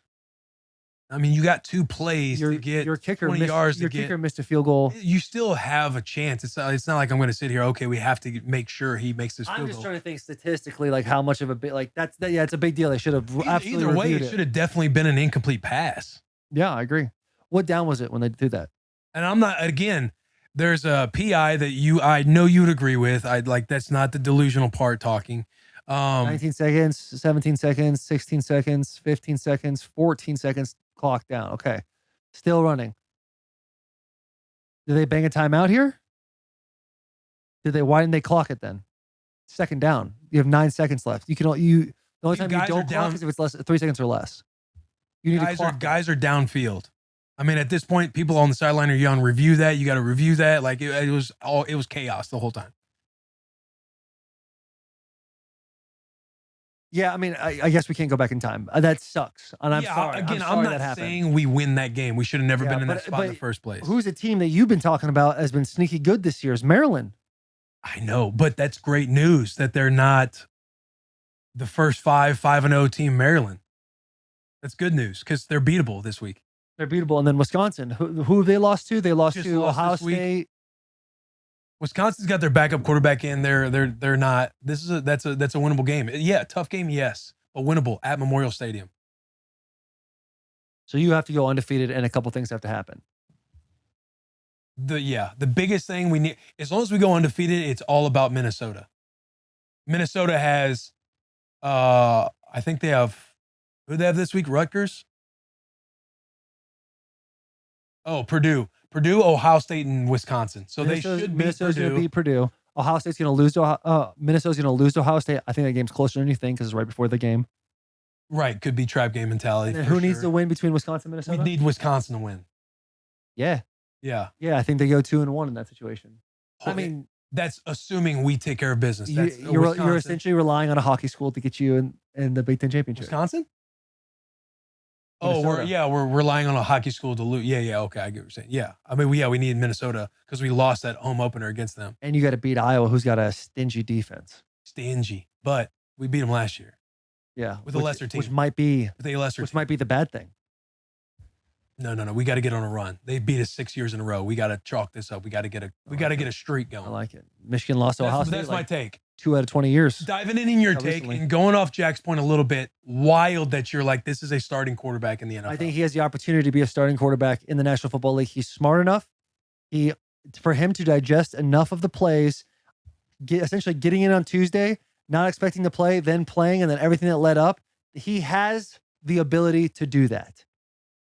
And I think if you look back at our clips, you would say that I've never said anything to the contrary.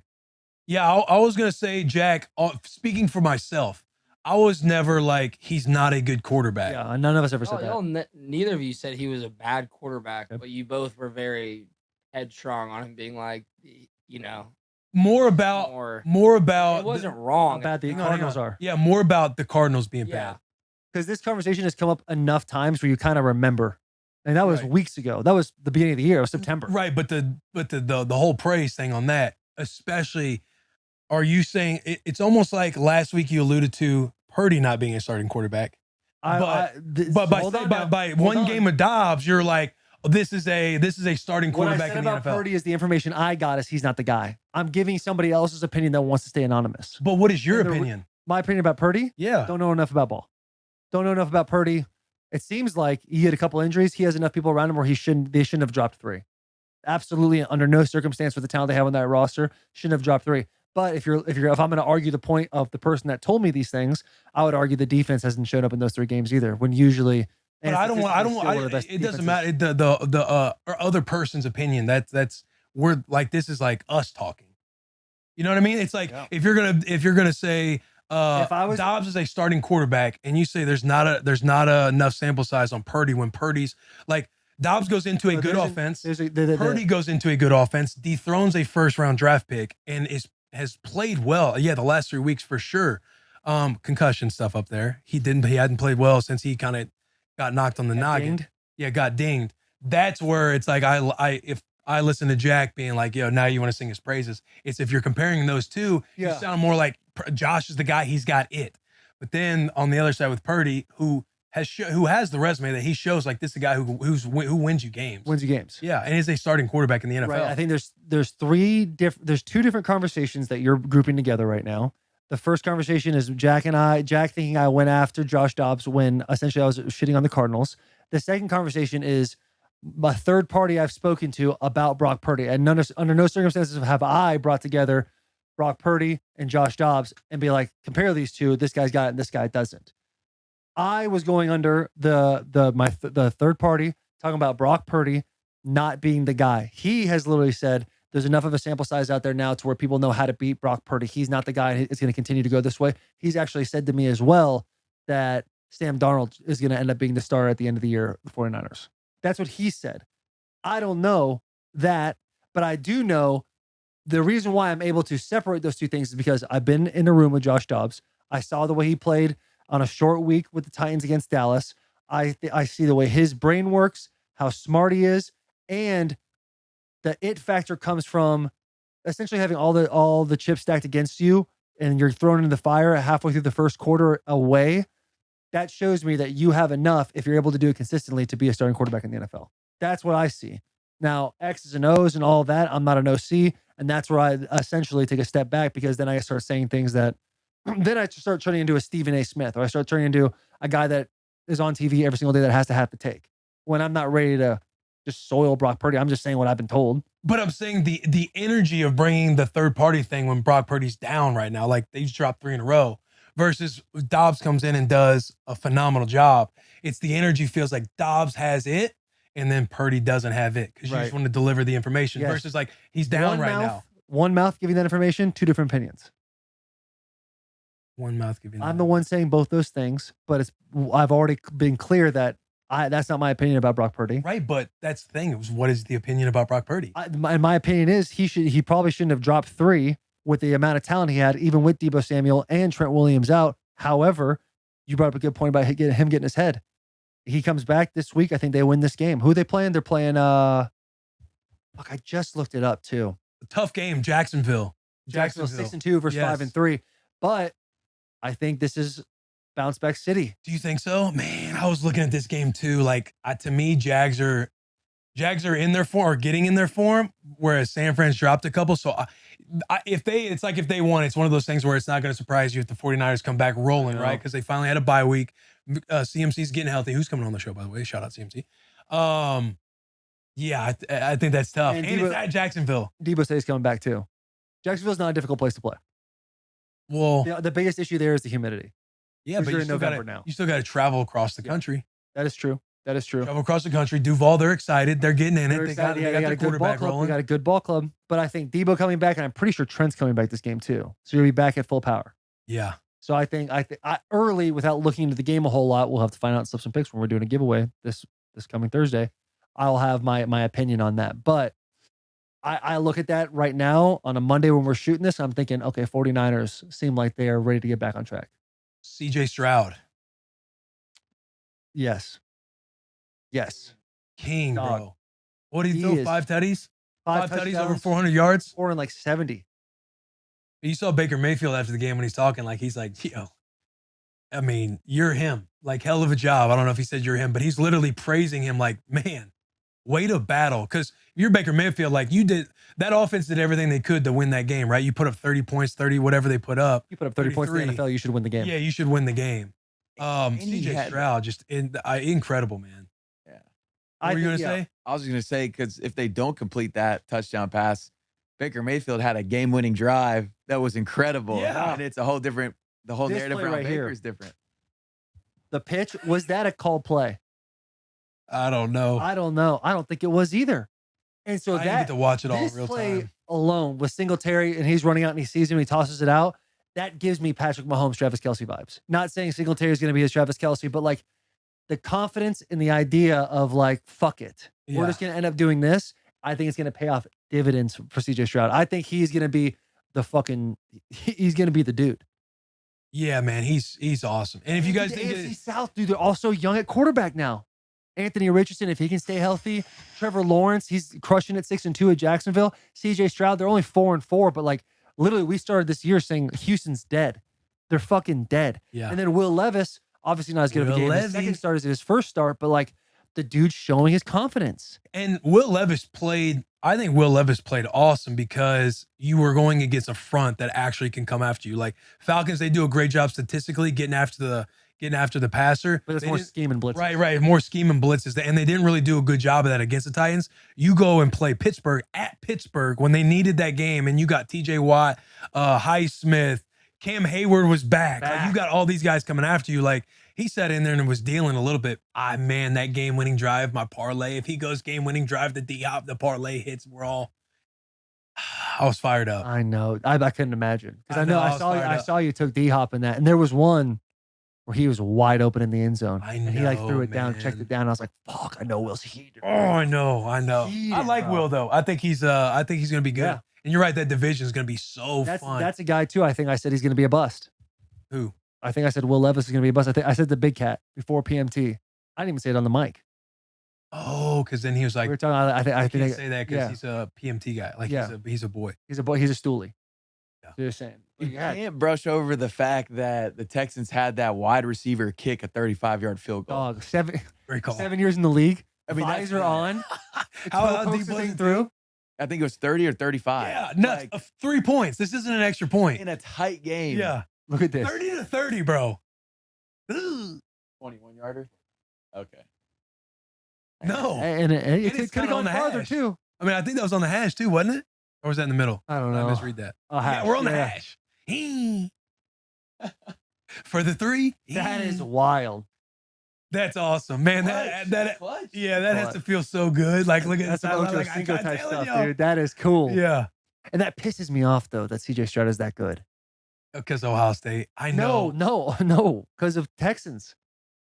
Yeah, Literally, I you mean, finally look into a place where like, all right, Texans are going to be down for a while. Colts are going to be down for a while. We'll see. Trevor Lawrence had a good year last year, but who really knows? This could really be the Titans thing. And I was like, fuck, 3 years from now, this is the craziest division. yeah, it really is. And for people tuned in, whether you're tuned in for Max, CMC, if you're new, whatever, we had CJ Stroud on a couple weeks ago, and just Fucking God. he's got me, dude. I'm a fan of his. Yes. I'm sitting there in that game, like I'm wanting my bet to hit because I had the Bucks that game. But watching CJ, you just don't want to root against him. You're just like, man, I hope he plays well. And that dude, 475 touchdowns. I'm excited. 475 touchdowns. You know what I Yo, mean? JP Going off. JP's the space, king there's of a not letting space anything there. I brush know, over. bro. There's a space there, right? JP's he's the king instigator. Even when I was going through the whole Michigan Ohio State thing, he's in the back. Yes, Every I time I would know. glance this way, he'd be like, You saw his if you look, you can kind of see he has those tweets every now and then. He had somebody on the plane. I'm the guy in the back, ready for the chaos. This is me just hoping chaos happens all the time. He's comfortable in chaos. comfortable. That's a good quality to have. Yeah. That's a very good quality to He have. knows how to start the fire and not stand around it. CJ Stroud did say, going back to Michigan, that, they had an idea they were stealing signs. I went back and watched that game. We didn't need signs to beat them. Bro, So I'm excited to have him back on the mic. did you see that Banana. play where all 11 just knows it's a run? If they actually said pass, but yeah. No, that's a different play. There's another one. I was breaking down tape over the weekend, kind of watching Aiden Hutchinson, watching the Michigan Wolverines, because I think you guys play good high IQ ball. The way Harbaugh and them coached that team, like all 11 knew Hey, exactly where plays are Let's pause going. on that real quick. They do, for a college team, they have NFL coaching. Like, you watch the DBs when there's contested catches, they're stabbing through the pocket. They understand where they're supposed to be in their drops. They do a really good job. You would literally Third and think 6 to 7, you see all the DBs lined up on the sticks, understanding where the sticks are and playing just such complimentary football that it's like, it fires me up from a student of the game standpoint, Yeah. how well coached they are. it's impressive because you would truly think that they have the other team's playbook. Yeah, but that's just them understanding. That's them playing good. Vice tackles. They do a phenomenal job of vice tackles. They ran a play against I've Purdue. truly never- a fast motion where they would go to the tackle and then run like they would motion down and then start sprinting, and then the guy would get caught up in the wash. They'd find out it's man coverage. He'd get caught up in the wash, and boom, tight little wheel route over the sideline. I'm like, they're really just exposing people because the coaching staff is that good. There's a reason why They outscore opponents 149-0 in the third quarter. There's a couple reasons. There's only 2 teams in all of college football that have not let a team score in the third quarter. Mitch, do you know who those teams are? When they get a real beat, when they get in a rhythm and they understand what the team's doing, they are as good as it gets. It's. I agree with that. Once you probably figure out the rhythm. Michigan and Penn State. Yeah, it is Michigan, Penn State. 211-0 in the third quarter is what y'all have combined. Dude, I can't wait for that game, but especially that third quarter when it kicks off, because like Who scores in the third quarter? Yeah. What time is that game? it's like 11 or 12 Oh, perfect. Good for us. at Penn State. At Penn State, this is gonna be awesome. I Yeah, that's can't gonna be wait. fun. It's gonna be fun to be around the But, fellas. but too. you brought up a point too. I can't wait, dude. Like when you really watch teams and their tendencies of what their game plan is going to be throughout the game, picking up on that, that's a good coaching staff right there. Everybody can do that if you have a good coaching staff. So I agree with what you said. Yeah, you can tell.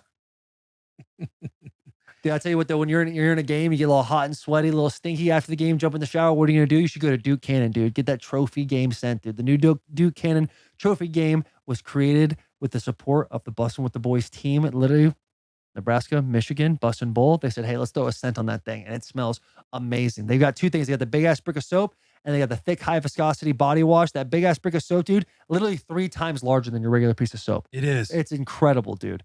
Let's see. Let's talk And about it fits this in your one. hand nice. Like I'm talking girthy. Yeah. In the shower, like Yeah. nothing says confidence like holding something girthy Confidence in your hand. and a little sad too, because you feel that and you're like, that's a real piece of soap. And you kind of well, I don't feel like that, you know? But it makes him come out. It makes him come alive because you Yeah. are confident. Because your piece is Yeah, excited. you're to smell feeling good. Knowing he's gonna smell good. Knowing he's gonna act right when you get out of the That's shower. dude. You can find the new Duke Cannon scent at dukecannon.com/trophy game and now available at your closest Walmart. Enjoy. Shout out Walmart, dude. Shout out Walmart. Always shouting out Bonterra, Walmart. Missouri, 3rd biggest in the state. Yes, Let's sir. go, That baby. was a real thing when that was getting built in high school. That is so We were funny. fired up. We were about to have the 3rd biggest Walmart in the entire state of Missouri. I shit you not. I love that. That's what I meant last week when we talk about being in the bubble. We had Delaney on being in the bubble, Missouri. You know, you get excited about things like that. You saw the mule. He was there this weekend, yeah? Where was he? Was Or that did this he? weekend? Or did he That's repost? coming weekend? I thought I saw a post of him. Oh. It was this weekend. That's what I think. That's what I thought. The mule man getting them Jenny's out there. Shout out Jenny's ice cream though. Still a superior ice cream on the market. I don't know, man. Dude, Cold Stone's great. Cold Stone's Stone is great. fire. I I think Cold Stone from a overall variety standpoint of what they have to offer, the quality in each of them is better. Brother, that gooey butter cake is stupid though. bro, man, there's a few more too. There's this brown like Oh, brittle fleck that's out there. It's insane. This high five that's got like chocolate covered pretzels and but I agree. Cold Stone, you go in and obviously it's it's like a Subway of ice cream. Pick what you want, put it all together. Like that is that's a lot of fun. Jenny's doesn't have that. They do what they're good at, and that's making ice cream their way, the way they know how. Keep it simple. The KISS method. Keep it simple. Stupid. There we go. Fired me up. Halloween party, Lightbox. What'd you think of that ice cream? Awesome. Yes? The popcorn, the caramel popcorn that he had Yes. in there that's kind of infused. It's like this caramel popcorn ice cream. And then he'll stack caramel popcorn on top with this steam and smoke that kind of comes up from the ice. It's like a dry ice type of thing on top of it. Dude, It's very cool. good. A soft serve, a healthy soft serve. Healthy soft serve. Which soft serve to me is supreme, right? You got Dairy Queen, but they've kind of fallen on my ladder under Jenny's right now. But soft serve to me is supreme. And yeah, Lightbox, right? Lightbox. Yeah, very good. Jason Russell, who's been cooking for me for 2 years, he's starting the company. Obviously, I jumped in a little bit with him, but he's getting that thing going. He's getting he's got his van done. He's getting a generator for it, and he brings over samples all the time to the house. Can people is he out and about? Like, is he local Nashville? I Can don't people know. go by? I don't know. What you need to do is go follow Lightbox on their Instagram, and if you do that, I'm sure you can go do parties and all that because we're kind of in the process of we're about to start. It's about to launch 2024. We're gonna More launch like it a all. catering. Yeah, you go. We're gonna be at events. farmers markets. You want birthday parties, wedding receptions, those types of things for now because it's gonna be mobile. Things go well. You look at a brick and mortar in the future, but dude, this guy you've had us cooking. Oh, It's yeah, incredible. This Jason's dude, awesome. he is a talented individual, and he came to the idea with the ice cream, and that's like his passion, his family's passion, which is really cool. Like it's gonna be like a family-run business. Mhm. His wife's gonna be in it. His kids are already doing it. It's gonna be an awesome deal. So I'm excited to see him and the success with that. It's gonna be cool. Mitch, you got a twisted question for us? I do. Twisted question. Let's talk about it. dude. Let's talk about it. Twisted Question is brought to you by Twisted Tea, the smoothest hard iced tea out Smoothest. there. Perfect for pool parties, tailgating, Perfect. college game days, hanging out with the boys at Fred's Friday night. Friday night. Keeping it twisted with Twisted Tea. Grab a refreshing Twisted Tea today. And hey, Queens. that motorcycle's coming, right? Yeah. it We're is. getting a dirt bike from Twisted Tea. It is. A good one. A good one. 450, right? I don't know if it's going to be that big. 250. 250. I'll take a 250. Yeah. Yeah. We need to do a vlog on teaching Will how to use the clutch. No, we're going to teach all the boys how to ride. That'll be awesome, dude. First love of my entire life was motorcycles. Let's get into the Twisted Question. All right. So I saw you put out a tweet looking for twisted questions. So this actually comes from that. And this actually comes from the S&P bet tracker. Shout out the S&P Dude, bet tracker. What a dog. Beast. Would you rather scream every time you talk or sprint everywhere you go? So you get up to pee in the middle of the night, you're dead sprinting to the bathroom. Or you're whispering in a movie, you're just screaming at the top of your lungs. Well, you know what I'm going to do? I'm going to ask a couple questions before I make my decision here. That's brutal. When Hang you on. sprint, is there injury possibilities happening? I mean, if That's not gonna- not a good question. That's on you. I'm thinking is our cardio, like, do we feel the fatigue of sprinting everywhere? oh yeah, You got to get yourself into shape. Yeah, I guess. And there's you an do. opportunity It's a to. byproduct. no, you're not gonna get hurt sprinting. But like if you're hurt, or like outside of doing that, like you're gonna feel that. You're trying to get wherever you're going as fast as physically possible. As fast as So physically if you possible. have like a twisted ankle, like you're still trying to run on it, you're hobbling everywhere because you have to exert all the energy to get to point B. Just at the farmer's market. Or scream when you talk. Oh, I'm going to get a cold brew, babe. I'll be right back. Just get out of there. Imagine going to a theme park, bro. You're just constantly sprinting everywhere. That's ideal. Imagine like you're That's wet. ideal, but think how tired you are. Like somebody's like, "Oh, let's go hit the water slide," and you're just thinking in the other park, and everybody's like, "Yeah, let's go," and you're like, "Son of a bitch." Imagine your wedding too. Just fucking 40 times down the aisle, like you're escorting your grandma. You're like, come on, we gotta go. So that, I think at a wedding, it's you have to accommodate it around you. yeah. At that point, it's known that you're a sprinter. Your wife, she's marrying a She's sprinter. going to know. She's marrying a sprinter. You're like that kid running to lunch every day. Yeah, which You're like I'm down to Will. do. Yeah, There was sprint. there was a good 2-3 years when that bell would ring and you'd sprint the cafeteria to get in line as fast as possible. Yeah, What? Nah. Oh, was I out of did, that man. thing. I mean, I was walking like little. Yeah, you had a little little pace to extra you. pace to I but know you're not- you were running, Your Mitch. boy was in No, them I'm halls. not. I was in I them am halls. not hauling ass like that. I'm getting my ass out there. Get them chicken fingers. What do you want to answer on 3? Yeah. Yeah. 1, 2, 3. Sprint. Thing. Yeah. I mean, think about it. You got to scream every time you talk. You're doing. Ah! No, You're literally doing it right now. You whisper. Wait, no. Oh, that was everything talk. Is it every time you talk, or every time you whisper? Because that's an easy Yeah. change of pace. I say we make it every time you talk. It has to be Makes every time we very talk. easy. It is every time you talk. Yeah. That's I think that's an easy the one, most actually. Annoying thing. Like, think about it. Nobody's gonna want to hang around you. And you're gonna get right. Talk about mental fortitude when we were talking a couple weeks ago. The first year of sprinting is gonna be tough on the whole body, but after that, you'll You'll be be ready. lean and mean, You'll be Or dude. lean you're and just gonna mean. be at the house. Recruiting. Not doing anything. Yeah, you trying to? Hey, baby, you trying to go out today? Nah, I'm trying to rest up. You can't like just go for like you can't be walking and talking with somebody unless you're in a dead sprint. Get a scooter. Get a scooter when you don't want to run. Like if we Will and I had this, we go to Baton Rouge, we'd say, hey, we need golf carts. Otherwise, Will and I are sprinting up and down the sidelines. That's what you need. They have this disease Yeah, go on. What is it? where they sprint everywhere they go. They're joking, right? No, not to be fooled with. I won't go there. But yeah, I think sprinting. I would have Okay. said something where I would have been like, you know what? Let me take that back. My cousin, we just had to put him down last week. that is. Hey, how funny was that clip? Bro, why was that clip? Oh, you talking about the dude saying the R word? Yeah, the dude. Yeah. I'm sorry. Yeah, we had to put him down last week. Yeah, he was in a blender the minute he found out. Yeah. Hey, let me apologize. And the guy What goes, do you "Yeah, say? I don't think they'll kill Mentally you too bad." challenged, mentally disabled. You know, we have a cousin. You know, we had to lay him to rest last week. Yo, so funny, bro. That is a tough look. What a fucking. You want to snipe off the good, bad, and the ugly, or do you want to do another? Yeah, I twisted feel like question? we kind of did the good, bad, the ugly. You want me to just rattle through them? Yeah, rattle fingers. My good was Josh Dobbs, CJ Stroud, the Raiders, 4-2 on Bet the Bus. We are now 37-19 over the course of the year. Big. Chaos over the college football playoff rankings. Minnesota and Wisconsin losing. Big Ten West still alive.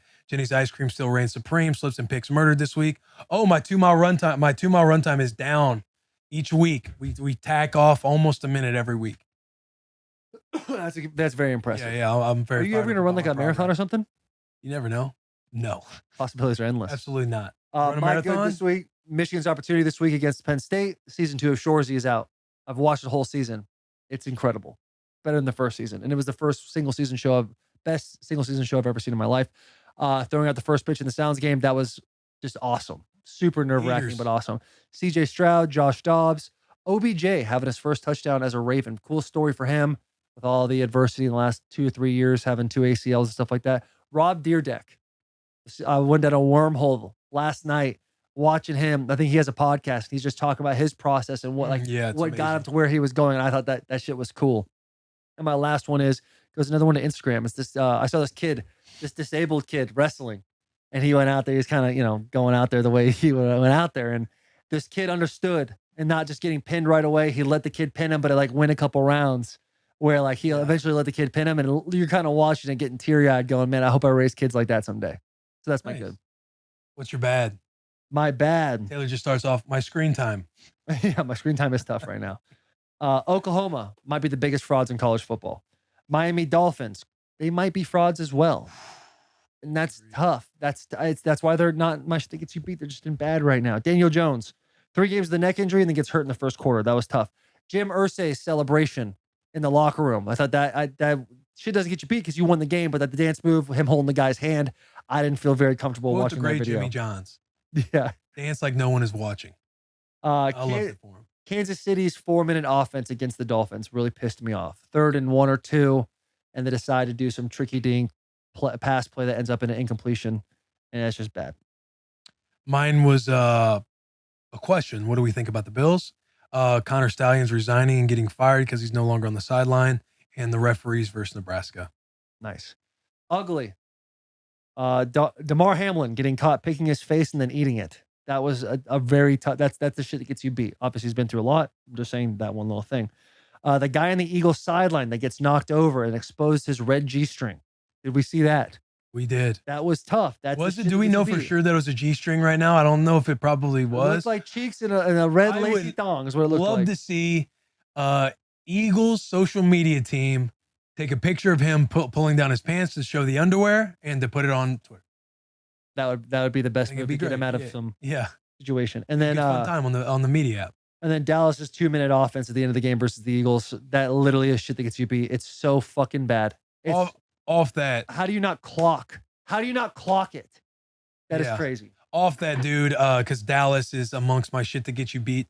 The Dallas Cowboys, situationally, has been like the worst team in recent years. Legitimately. Like, Yeah. I know Dak can play better. You go into, them being down, and I was talking about it last week on the Pro Football Show. Like, this is a front runner team. They don't know how to get hit in the mouth.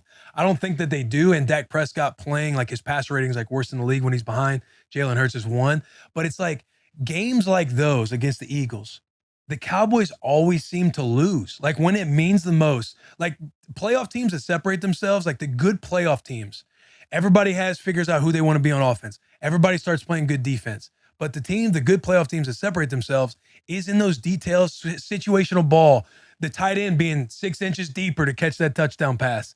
The Cowboys seem like they always lose in those situations. And they do. They look, getting to sit and, learn through Vrabe about all this situational awareness and situational ball. It's like you see the Cowboys piss down their leg every time they get into these situations. And those aren't necessarily on Dak. Like, yeah, you would love your quarterback to understand all this, but he's a product of what they get coached to do. You can tell that they do not spend time. Mike McCarthy and that staff does not spend a whole lot of time on situational ball Which is because they wild. always piss down their leg when they need it the most. You're going to understand the game plan Wednesday and Thursday. Friday needs to be situational stuff. You're walking through a 2-minute.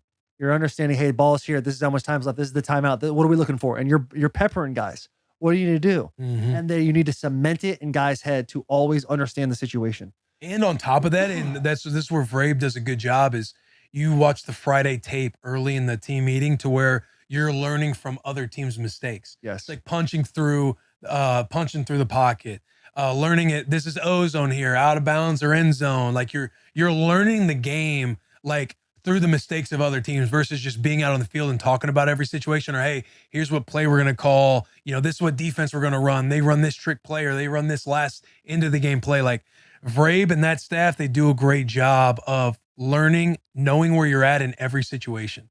And that's like, to me, I would almost guarantee that the Cowboys do not do that. I bet a lot of teams don't do that, honestly, but some teams are better than others in situational ball. Yeah. How many head coaches did you have in the NFL? In the NFL? Yeah. Shanahan, Jay Gruden, Vrabe, Jay Gruden, and Bisaccia. Oh, Jay Gruden, John Gruden, Bisaccia, Vrabel, Shanahan. Yeah. How many of those coaches? Sean Payton. Arthur Smith for a minute. Literally 1 minute. Of those coaches, how many of those guys focused on situational football more than Vrabel? Maybe Sean Payton. I was only there for 10 days. But Sean Payton, it seemed like every time that something would happen, even in practice, he would stop the practice and everybody would be literally dialed in. I'm kind of like sitting back like, hey, what are we doing here? Like always going over a situation. And he would talk like, let's say we had like something would happen in practice and it'd spark something in his brain. And he'd be like, let's say we have this going on. This is why this is important or that's not important. So maybe Sean Payton. All right. Which you kind of see the Broncos are playing better now. Defensively, they were abysmal to start the year. Russell Wilson, everybody knows what's talked about Russell Wilson, but you look up side-by-side stats, he's playing solid ball. He's playing complimentary ball. That one stat we've taken and we've ran with it. But then he goes on and beats Mahomes. I know. Outplays him. And like defensively, you need to coach a team to get more mature. Like he's weeding out guys defensively to where it's like a young defense right now. Like Broncos are playing better football, since Sean Payton's got there.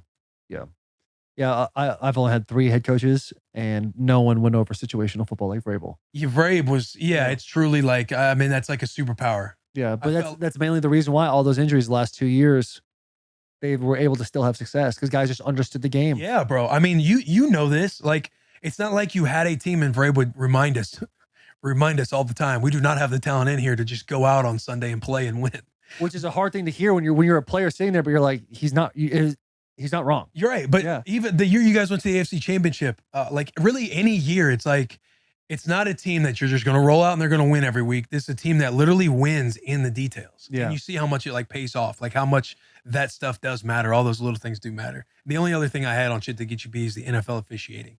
The way this game has been changing. Like there are some things that you agree with, like body weight on top of the quarterback. Like I feel like that's pretty clear now, like what roughing the passer is. But then you have some of these plays. It happened. The Commanders, Mac Jones, he gets sacked and the guy's like off on the side of him. Joey B, like I wanted the Bengals to win that game, but he has one where the guy's like on the side. It was not a roughing the passer, and they just get protected so much. You see some of these hits. I want to say, who was it? The Colts jarred the ball loose on that incompletion. Like doesn't even use his helmet or nothing. Like uses his body. The ball is high in the air. It's not like he can go low. He's just lunging up to jar the ball loose. He does. He gets a penalty. And then the taunting penalty on Josh Allen. Like, dude, stop being so bitch reffing these games, man. Those fines that we see that come out like the week after, like Patrick Ricard got fined for making the fullback. That running back got fined for like not getting tackled. DeAndre Swift got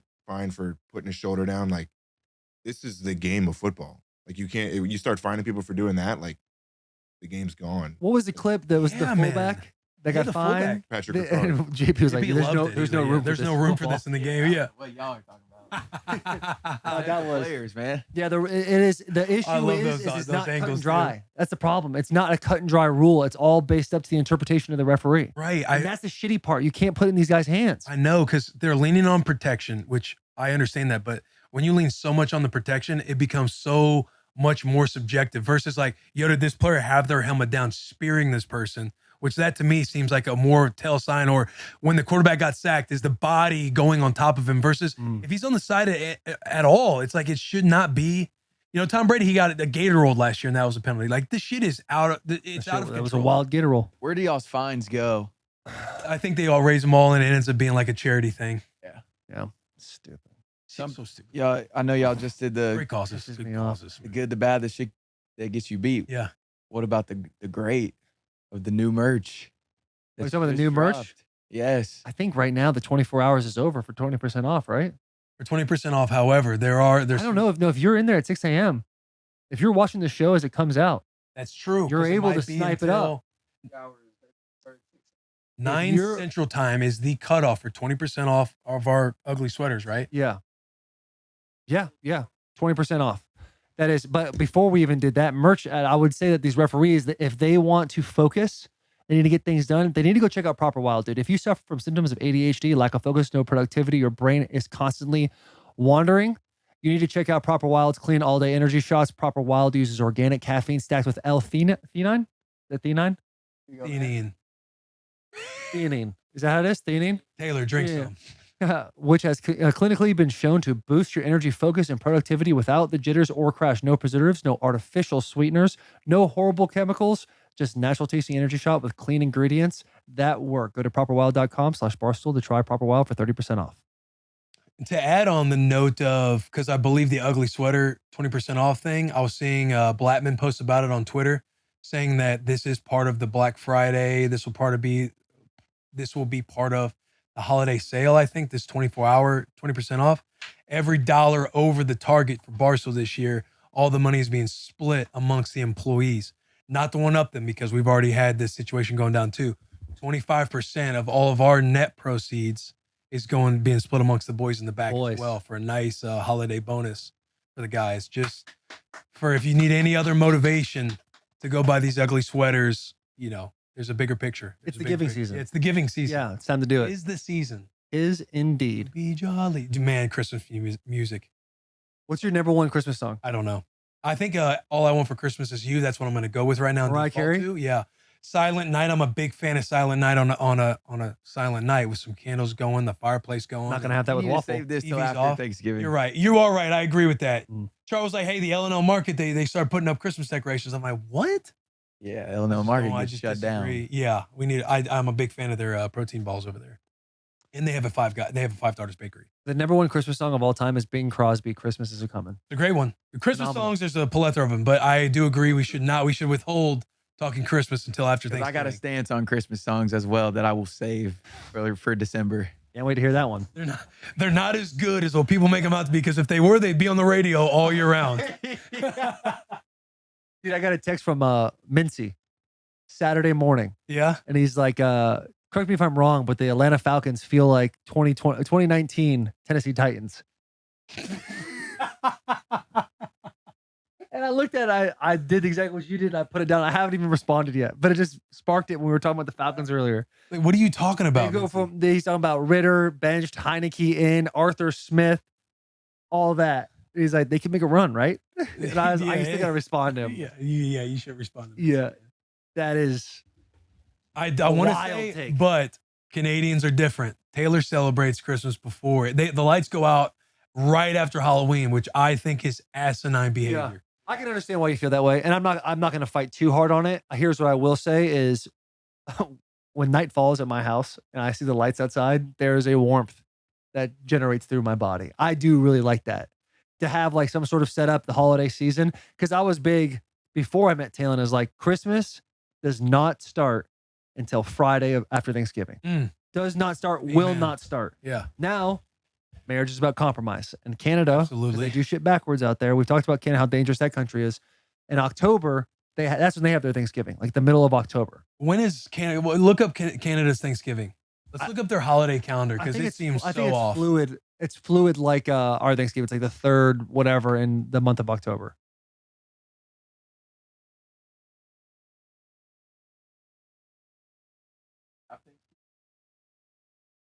They change it all the time. Yeah, October 9th, Second Monday in October is their Thanksgiving. which is wild. And that's very disrespectful to Spooktober. But What a wild. yeah, like I'm not gonna go out there. I'm not gonna put Christmas music on. I'm not gonna get the tree, none of that stuff. But I do like the lights being up. That does fire me up. And I love how on October 31st, Halloween, we have all the decorations out and everything like that. And literally the next day, those decorations come down, the lights go up. I think it's just a cool like quick 180. Yeah. Which I like that, but I understand why you feel the way you do. Does Canada celebrate Halloween? It's a Hallmark holiday, right? Is it? I mean, New Year's in China different than New Year's in America? Halloween. Yeah, because I'm saying they celebrate Thanksgiving differently. I'll tell you this: when you type in Canadian holiday schedule, and this is the public holidays, Oh yeah, 2023 right here. Halloween does not come up. Oh wow, It's they don't getting- celebrate it's getting- Halloween. It's getting more and more difficult for me to support them. That's nuts, man. That's my number one too. Do they celebrate July 4th? What's Remembrance Day? Do they celebrate Independence Day? Yeah, do they celebrate the 4th of July? That's Canada Day. What'd they do? Day, July 1st. I want to know what the National Day for Truth and Reconciliation is. I think I might like to go to that. Yeah, what is Boxing Day? Like They all just fight. the dude. unboxing?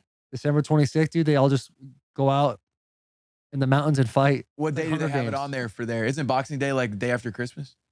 Yeah. Yeah. What does that mean? It's like the purge. That would be so funny. Oh yeah, I mean you can't really take shots at that. Damn it. But what is Canada Day? What are we? Canada Day is their independence. But they're still Is it technically actually governed their by. independence? Aren't they still governed by Great Britain? And that's a question. I think if you check out our vlog, I think I put you to sleep on that one. Yeah. You did. Chat GPT. Yeah, you definitely did. That was so funny. But I think the French, and are they still with Great Britain? Did we look that up, Jack, please? French still. This is a No. easy solution. Is Great Britain? Does Great Britain still technically rule Canada? Oh, We're gonna want to find out right now, JP. we already found out. No.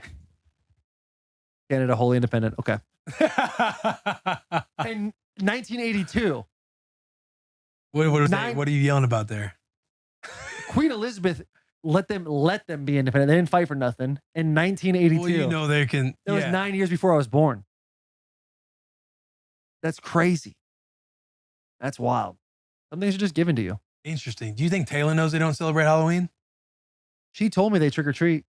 She said like in October, like late October, they would go get in the car and they would drive to trick or treat because it'd be too cold outside. That's funny. Isn't that wild? Yeah. So I thought that was just a thing, but the fact it's not a public holiday. I mean, your whole marriage has kind of been a lie. Yeah. And it's honestly Canada. yeah. Like Canada might be the ruiner of my marriage. She sees It's, how passionate you are about every holiday and I know. everything. She's like, She lit- I can't let him know. She lit my ass up. Where were we? And we were in Georgia. And I was literally fighting a battle between her grandmother, and her mom. Because they saw the clip of me essentially shooting on Vancouver being the most dangerous. I love that. The family rallied up. Literally, we're we all gotta keep sitting this there. motherfucker in We're check. at the dude. bar and all the boys were talking. You wanted me to do karaoke. And I was like, hey, I'd love to, but I'm in a war right now. Yeah, I was like, bro, this is it, man. I know. Well, bring I've that. actually thought about that day multiple times since then. Been like, man, I should have just gone up there and I'm sang. telling you. We'll get another opportunity. No question. Should we get into Crosby? Max Crosby? Yes. I Let's think it jump is in. time. Let's jump into If you Max stuck Crosby. around this long. Shout out you guys, man. I had 3 sacks yesterday. Dude, 9.5 sacks in the year. Max should truly be considered a defensive player of the year. Why wouldn't he be? People just talk a lot about. Right. I mean, Myles Garrett, TJ Watt. He's also white, also in the conversation. But I think Max, the reason why, like, he might not have the best stats of all of them, although I think you'll be able to find pressures, QB hits, all that kind of stuff will go into Max's favor. But it's like these other guys, they have guys around them as well. Like Max, he's like the only guy on the Raiders defense, and I'm not like I say that to prop Max Boost up, Max, to not boost push them, Max, to boost Max. Like when you think of the Raiders defense, you just think of Maxx Crosby. Yeah. You know what I mean? Like he doesn't have any other real Pro Bowlers around him or anything else. And I think the guy he wrecks games. So these other guys do as well, but I just think it's almost like, Max is a guy over there in the Raiders, but he doesn't get the public or the national notoriety that these other guys do. Yeah. I mean, TJ, he's got a good cast of characters around him, but you watch him in Thursday Night Football versus the Titans, it's like, holy shit. They I know literally he's a cannot freak. stop this Yeah, guy. he's a freak. He's a freak. And same with Myles Garrett, dude. Like, You got offenses truly, adjusting to him yes. pre-snap. and like literally in the Colts game, was it 2 weeks ago? He had 2 sacks, a safety, a strip sack, and he blocked a field goal, and it wasn't even the second half. And I mean, he is a grown man. He's the most grown man. He's a grown man in the NFL, like to the NFL. Yeah. Yes. And it's tough because I think Max has the same capability as they do. Like he's just as much of a disruptor. But those two, if you're talking about names, strictly like the popularity of names, Yeah, Myles Garrett and TJ have him on that. for sure. And that's going to keep Max. Out of it. No, that's going to keep Max that chip even more. Yeah. That delusion. They're still counting me out. You're still probably going to be all pro. No. Imagine if you wasn't all pro. We'll ask him about it. We'll ask him about it. Need to. And smoking a cigar. Love that. Tobacco. I had so much FOMO seeing the boys. I was like, man, I should have signed with them this year. Like I had the opportunity to. And with that being said, let's get into this interview. Let's get into Max. Ladies and gentlemen, we interrupt this episode of Bussin' with the Boys to bring you something very special and near and dear to our hearts. And that is Shake Shack, dude. Shake Shack is one of our favorite game day meals. And right now they are doing a special promotion. If any NFL player celebrates a touchdown with the chicken dance this Sunday, Shake Shack is offering free chicken shacks for a week with eligible purchase. Their chicken shack is the sleeper of the chicken sandwich game, but it easily surpasses the others. It's got crispy white chicken breasts over lettuce, pickles, and butter, milk, or mayo on a toasted potato bun. I'm getting hungry just thinking about it. It is gas. I've Tag your favorite NFL player on social media and try to get them to do the chicken dance. If they get to the end zone this Sunday, learn more at ShakeShack.com and keep your fingers crossed for a chicken dance on Sunday, November 12th. That was tough. There's a couple things that come to mind here. Go ahead. Maxx Crosby, Christian McCaffrey, Josh Allen, Derrick Henry. Any of the guys we've had on Will the bus. Levis. Yeah, Will Levis. Had on the bus. We haven't had Willie on yet. Yeah. But Vrabel on the sideline. Hit a chicken dance. George Kittle, the boy. TJ Hawkinson, tight end you. Let's get him going. Travis Kelce, he's been a friend of the show. We need you boys to hit a chicken dance this Sunday for a TD celebration. But here's some upside. You hit a chicken dance. You got chicken shacks for a week? Victory shacks, dude. Victory chicken shacks. For a week. You're talking Monday, you come in, it's off day, you're going to have Victory Tuesday, or Victory Monday, you're going to have Tuesday off. You can get all the boys, hey, we're catering in chicken shacks on Monday after Victory for Victory Monday. That's Victory Monday Victory Monday Shake Shack. If you're to look at the boys and say, hey, do you want fried, hand-breaded, white chicken, a lettuce, a little bit of that mayo on top of a bun? Everyone's going to say yes. Yeah. Or they say, oh, I don't know if I can have that. It tastes like victory. And that's all you need to say. Yeah. Do you want to taste victory? Because that's what this embodies if you hit a chicken dance. I think that's what we got to do. We got to get these boys doing chicken dances. We got to embrace the chicken dance. We need the fans to embrace chicken dances. Let's sell out for the chicken dance. I'm selling out. Because Shake Shack is pretty near and dear to our hearts. We talk about it highly. Yes. Top 3. Yeah. Yeah, absolutely. So we got Christian McCaffrey, we got George Kittle, we got Josh Allen, we got Derrick Henry, Kittle. Will Levis, Kittle, Hawkinson. That's 7 people. And you know what 7 is? Playoff Lenny. He might get active. He might get active this weekend. Playoff Lenny. He was on practice squad this last week. So we're sending out messages right now, boys. You see this, just know we're calling you out. Back to the episode. Your upper body's starting to match your lower.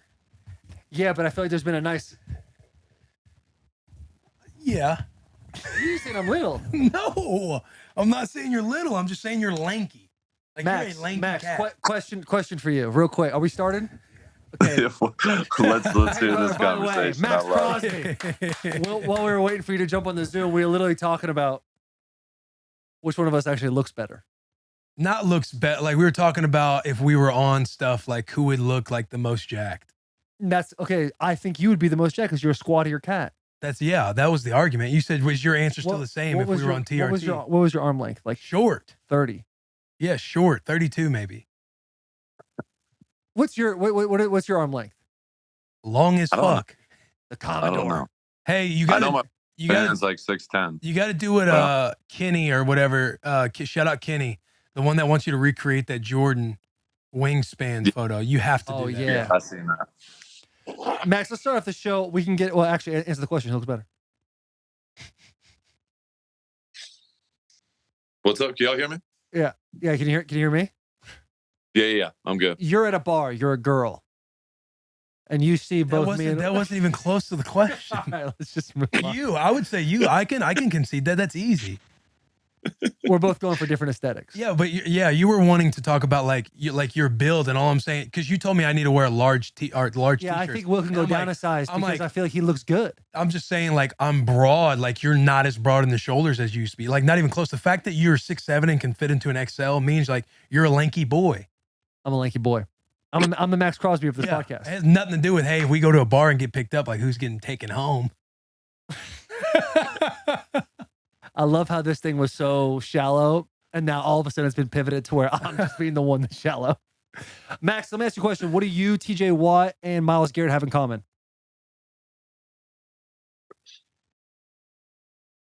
Ooh, I mean, the obvious answer is we, disrupt games. But yeah, I honestly, I think all of us are different in a lot of ways. I feel like physically, Myles Garrett is a specimen. He's able to bend at 6'5", like no human I've ever seen before. And just, he's got the total package. I think TJ, just his ability not only to rush the passer, but his batted balls, interceptions at the line of scrimmage, that's what separates him and makes him different. And then I feel like me, I'm not going to go into, We'll hype gas myself up. Where do you but, feel like your edge is I against feel those? But We're all- the answer I was going to give you, or the answer I was hoping you give me, is all three of you guys have 9.5 sacks right now on the year. Yeah. Sitting there at the I'm golden Pretty number. sure Max leads them, that crew, in tackles for loss too. TFLs. Yeah. Because we were sitting on the show before you came on. We were really talking about how, like, you're a dog and you disrupt games. It's when you think of the Raiders. I was in Vegas 2 weeks ago and I saw 3 Maxx Crosby billboards. Like, you are taking that entire city by storm. But we look at Myles Garrett, first overall pick, TJ Watt brother. Both are phenomenal football players. If you are in an elevator pitch with me and Will saying what gives you the edge on them, and this is no disrespect to them. We've already covered the bridge that they are phenomenal football players. And we're talking about DPOY. Where's Maxx Crosby? Where's Maxx Crosby have the edge in that situation? Yeah, I just feel like there's, nobody, doing what I'm doing as far as playing the amount of snaps I'm playing and able to do it at a high level and disrupting the run and pass game. I feel like against the run, I feel like I'm just as good against the run or better, versus the pass. Everyone talks about pass rushers. They just talk about sacking the quarterback, but being able to affect the run game and the pass game at a high level and move all around all around the D line, I feel like is what separates me from, everybody else. But for me, like I said, like I'm only 9 games into the season. I have so much work to do. And, I know those guys are my competition, but I have a ton of respect for them. They're both insane. And, I have a ton of respect and I watch what they do on a weekly basis. So I know I have a ton of work cut out for me.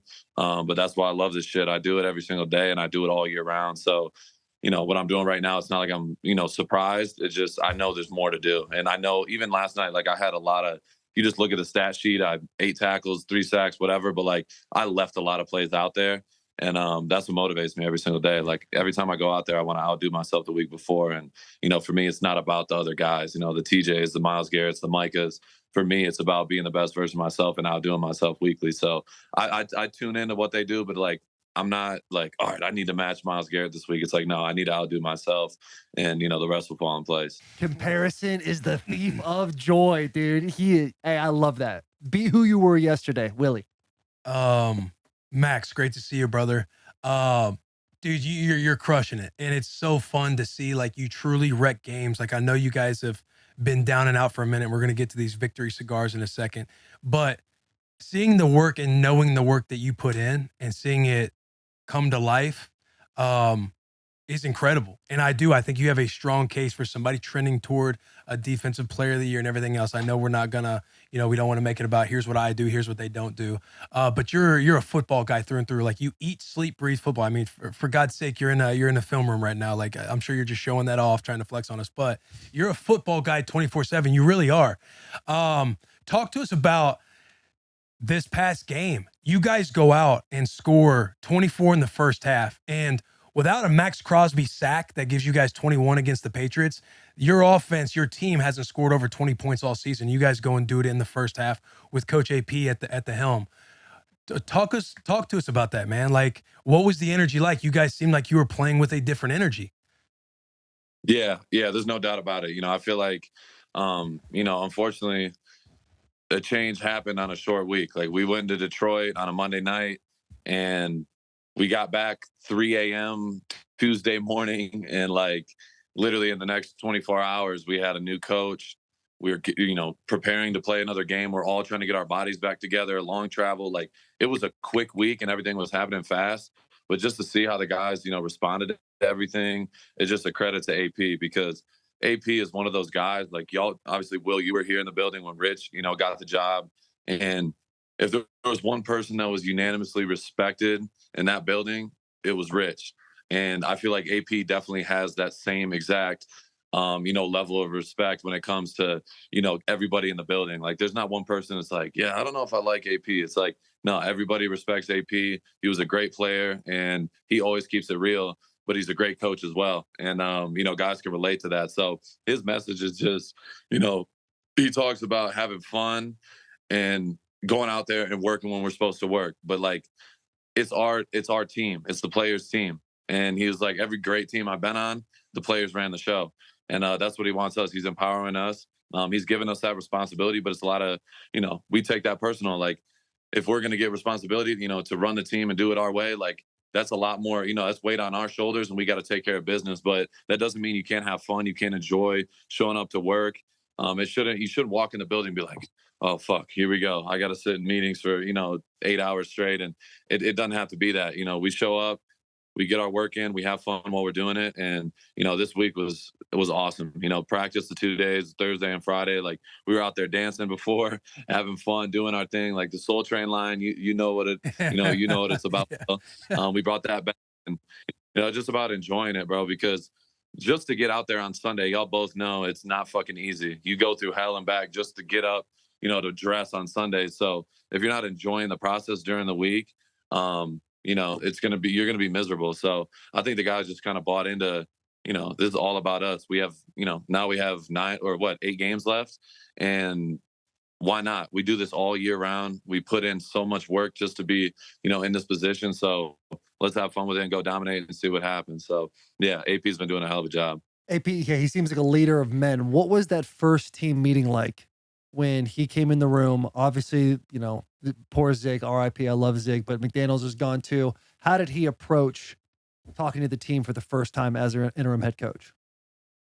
Yeah, it was awesome. He absolutely killed it. He is straightforward with everything. You're not going to get bullshit. He's not going to sugarcoat anything. He's going to talk to you directly. He's going to be honest, and he's going to be himself. And you could do nothing but respect that. And he's consistent. That's how he is. Even as an assistant, being a linebacker coach, me and him, our relationship is like, on the sideline during a game, he's always coming up to me, like trying to get under my skin. What you up to?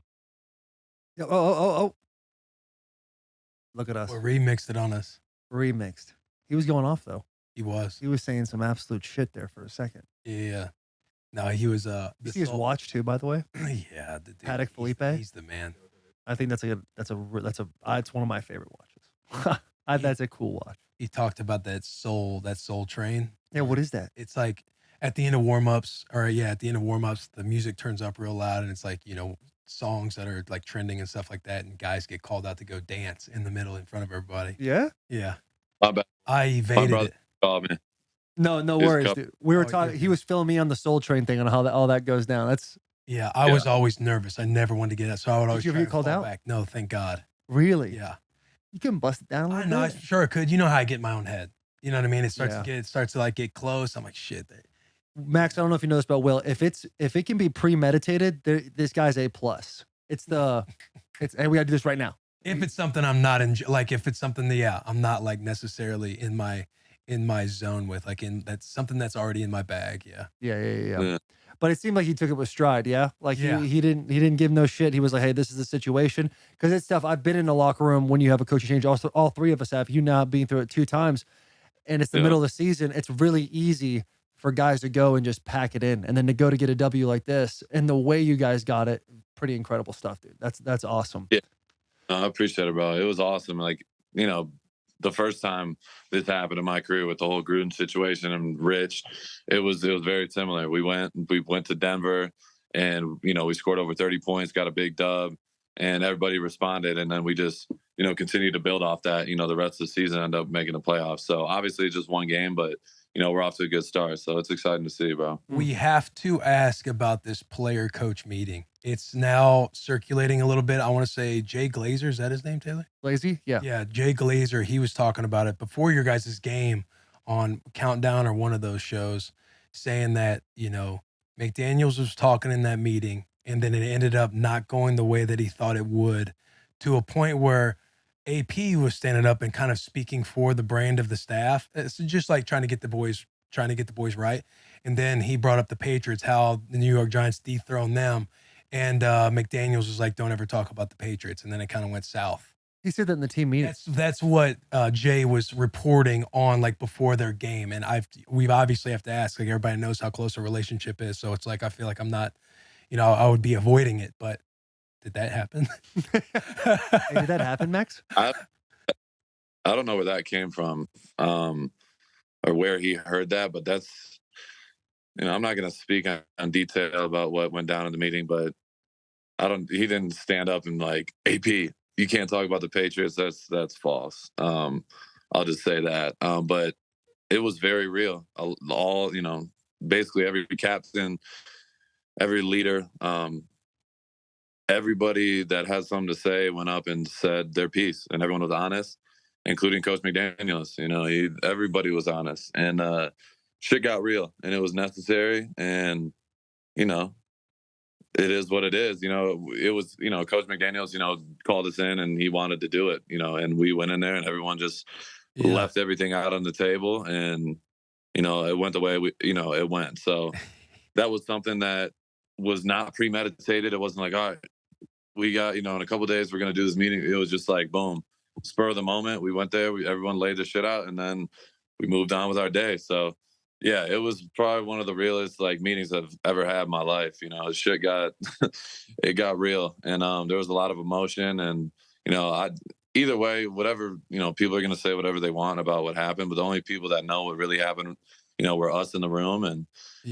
that's for us. You know, it's family business. The fact that it even got out is kind of like irritating. I was irritated when I, you know, found out that somebody was talking about it, but it is what it is, and it's in the past. It's over with now, so can't do anything about it. Was that is that the most unique meeting I'm sure you've probably ever had? Like, just being an athlete, and you hear that team meeting happen, and then when you hear that it was a player coach meeting about venting and everything else, you're just thinking like, oh shit. I wonder if guys actually said things. But it sounds like, you know, it got real, and that's for all the boys to. It'll be a fun conversation to have in the off season when we go to, you know, Max's house and have some more pizza and wings, and we chill for a little bit. Or a couple years from now, maybe let it look live. back on. Let it live a little bit. Go see the boy out there. Yeah. Unless he talks about it, unless he talks about it on The Rush with Maxx Crosby. You guys have been doing a hell of a job. I was listening to one earlier. I heard your cries of needing a jersey of mine from all the guys you respect. I will get that to you, but talk about The Rush and your podcast, and talk to us about that experience in season, kind of doing both a little bit. Yeah. You know, it's been something, you know, I've been wanting to do for a long time. You know, Brogan, my co-host, you know, it's one of my best friends. It's like a brother to me. So we've been talking about it for literally years now, about doing it. And, you know, initially me and you talked about it, about possibly doing something, and there was different people involved. And, you know, I was just trying to figure out how we were even going to make it happen. And, you know, it takes time, and everything has to happen at the right time as well. And that's kind of how it came together. You know, I got a solid team together. You know, at first I'm looking around thinking I need to go to some bigger company and have them help out. But literally, and I'm not just saying this because I'm on your show, but you convinced me that like I need to build my own team and keep it in-house and own 100%, you know, the show. And that's the route we took. I built up a team of, you know, it's not just some random people or people that I'm associated with. It's like literally all my closest, you know, people around me. And we built up a hell of a team now. We got, you know, 8 people, you know, on board now at least. My agent's involved, helping out with, behind the scene things as well. But we just have a great crew. My boy Darian Terrell, Dustin Creel, they're also on the show. They're my college teammates and like big brothers to me. So we just got it's just authentic and it's organic. It's not hard. We don't go on there and like, okay, it's like everyone has their role. We put the shit together, and after every single game we get on and we just, ride that, whatever that wave is. If we lose, win, we just keep it real and honest. And, we're having fun with it, and we're just getting more comfortable in front of the camera. So it's been something I want to do for a long time, but we're having fun with it. And, we love it, bro. Dude, that fires me up. Yeah, it fires me up because Will said this in the beginning of the episode, how you are truly like through and through a football guy, but at the same time, you're able to look towards the future and understanding your brand isn't just what you do on the field, it's also what you do off the field. So planning for that future and keeping that media footprint and starting it now, that's going to pay dividends for you because you've really got it on both on the field and off the field. And you talk about your college teammates. I saw the boy gave $1 million to Eastern Michigan. Like, what was the process for you to come up with that number and kind of give back in a big way to, Number's easy. It's Eastern Missouri or Eastern Michigan. My Eastern fault. Michigan, Ypsilanti. I think they're from the University they're of Michigan. renaming the stadium after Maxx for $1 million. Yeah. Like, Was there like a negotiation in that? Did they ever do that? oh, I'm busting your balls, Maxx. Nah, of course. No, it was a process. They've been talking to me. I have a great relationship with them. My head coach, who was there with me, who brought me in, who recruited me, he's still there. So all the people that were there from day one, they're all involved still. So we've been talking for years, and I've always wanted to do something for them. At the end of the day, like they were the only D1 team, the only team in general to give me a football scholarship. So like they gave me a chance to, do what I'm doing now. So I've always wanted to do something big for them. I didn't want to do little shit. Like they would ask like, hey, do you think we can get 15,000 to get like an on-field camera? I'm like, I don't An on-field camera. Like that's amazing. Yeah, like those new like 4K whatever type cameras they got on the field now. I'm like, no, like I want to do something big, like to actually make a real impact. And we've been back and forth. The number was higher and then it was lower, and then we had to get to a common ground where like we're both comfortable. But my financial advisor, obviously, he was, all my people, my money people were involved with the whole process. And we got to a point where, we were comfortable and happy with it. And, it's not just about naming the field. Like, obviously, that's important to me. Them naming the field is a freaking honor.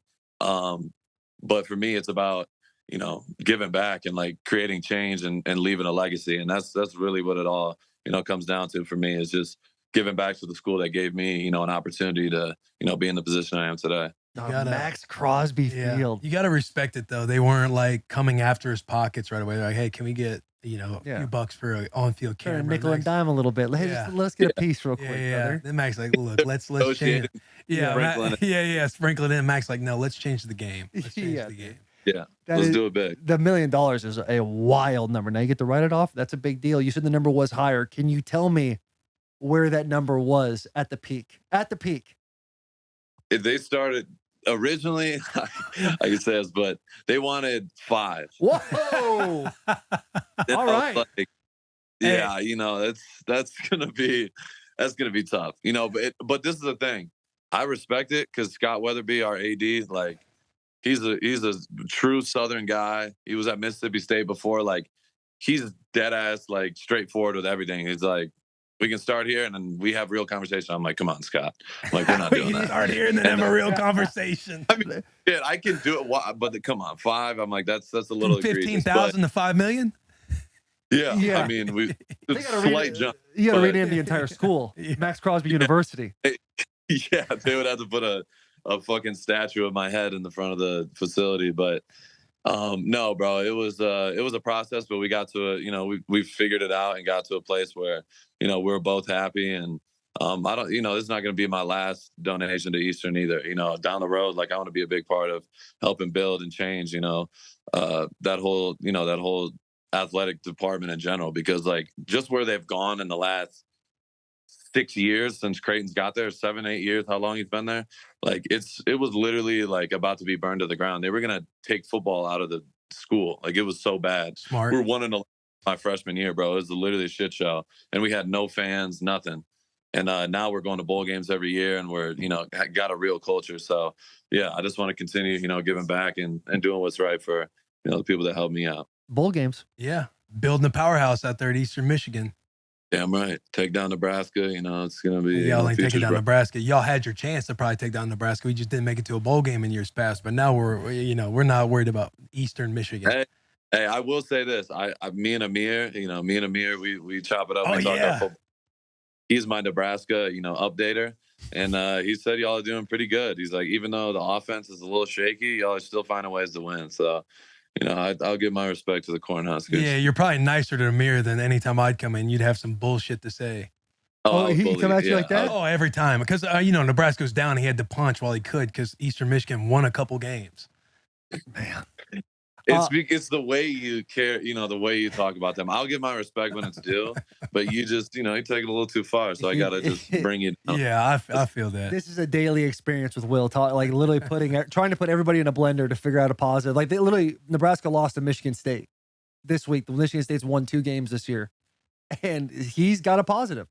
Our destiny's still there. We still got to do all this. You know how it is, Max. Like you got the Raiders. They were in the shitter the earliest part of this year. Now you just put up 30, and it's like, hey, we're kind of one game out of this situation, one game out of that, and you just keep stacking days. Don't worry about what everybody else is doing outside. Minnesota will lose to Ohio State. Minnesota will lose to Wisconsin, and as long as we take care of business, we're going to be there in Indy. I love it. Let's make a bowl game. I want Nebraska to make a bowl game. Let's break that streak. That's what I want. True happiness. I'm all for it, but let's talk about the real thing, Taylor. What's going on with your boys in Michigan? I know Will's been very vocal online about, what's the allegations. Do you have any comments on that? I just want to hear your. Yeah, my comments. Max, can I ask you this? Are you a patriot? Don't do the patriot. Don't do the America. Like he wants your comments. My comment is I believe in the judicial system that America put in place as the strongest country in the entire world of innocent before proven guilty. Stay with me, brother. Stay with me. Connor resigned. Listen, Connor resigned. And if you resign, you don't get any benefits or anything. So he literally he took himself out because he didn't want to be a distraction. Keep the main thing. Make sure the boys can go do the thing. He failed to cooperate with NCAA and the Big Ten. He said, if anything comes out, it's because of me and me alone. As far as I'm concerned, there is not one asterisk on any part of University of Michigan football, and we should go win the national championship this year. And you should be stoked. We're literally neighbors. Eastern Michigan and Michigan, you guys are essentially, we're family, brother. We're family. You see his look away. Yeah, he's more delusional than I am with Nebraska. My tattoo artist lives in Ypsilanti. I mean, so basically what I've heard from this is that he's the fall guy. They got their fall guy, and that's their saving grace. This is every part of the manifesto. Stable. Listen, I bet you Connor Stallions, I bet Eastern Michigan offered him a job the minute he resigned. Hopefully. Hell no. Creighton is a man of dignity. He would never do such Same a with thing. Jim Harbaugh, dude. I've been saying that forever. Max, Victory Cigars. Who brought them out? I did. Boy. You brought him out? I bought him the night before. I had our equipment guy, Adam from equipment. I texted him, and they ended up getting 3 boxes. So it was about 100 cigars. I got cutters, lighters, all that. Shot him over a Venmo, and they got it all set up. And then he texted me the day of the game. He's like, "What do you want me to do with the cigars?" I'm like, right before we come in after the win, we got to bring those bitches out and pass them around the locker room. And literally all 100 cigars were smoked in the locker room, from equipment guys to staff. Literally everybody was lighting up in there, and it was legendary. Victory Cigar, man. I wonder what that locker room smelled like. Waking up success. Yeah. Going down the hallways, you could see smoke. Like everywhere it was smoked out, but it was awesome. I'm a big cigar guy. So yeah, I feel like it was necessary, start of a new era. And we just had a little bit of fun with it. People can have their opinions, but it's football, bro. You got to have fun. And I feel like the Raider way is, doing that, not giving a fuck what anybody thinks and just being us. And, I feel like everyone felt that. See, that's why the silver and black is just so damn cool. I know, and a spokesman like Max is the best. Yeah. Let me ask you this, dude. You guys continue success. We're not going to say undefeated, but you guys win some games, lose some games. You have a positive, you end the season in a positive trajectory. Is there a piece of you that goes to the owners and says, hey, this is our guy. We got to keep him? Because Will and I had a conversation about Bisaccia and how, Will thought he should have been the guy in the Raiders. Yeah. Bisaccia, yeah. Is there a place for you, if you see the positivity, you see it trending in the right direction, where you'd essentially stick your neck out for this guy and be like, this is our dude. We got to keep him? Yeah, no doubt. I expect us to continue, improving and win more games. And AP, like I said before, I have a ton of respect for him. Everyone else does.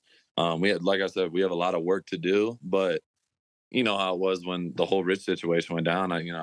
I was public about it. I went to the owner. I went to a lot of people, and I was like, "Rich is our guy." Everybody was saying Rich is our guy.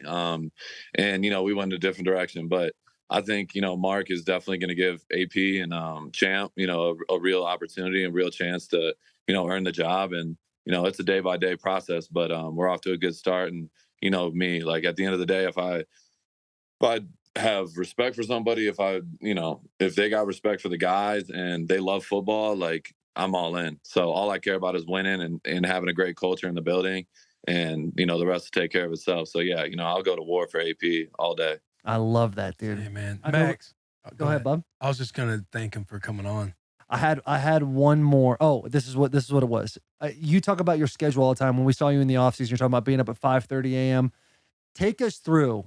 So these young kids who are playing ball right now and want to be the next Maxx Crosby, what does your schedule look like on a regular Wednesday?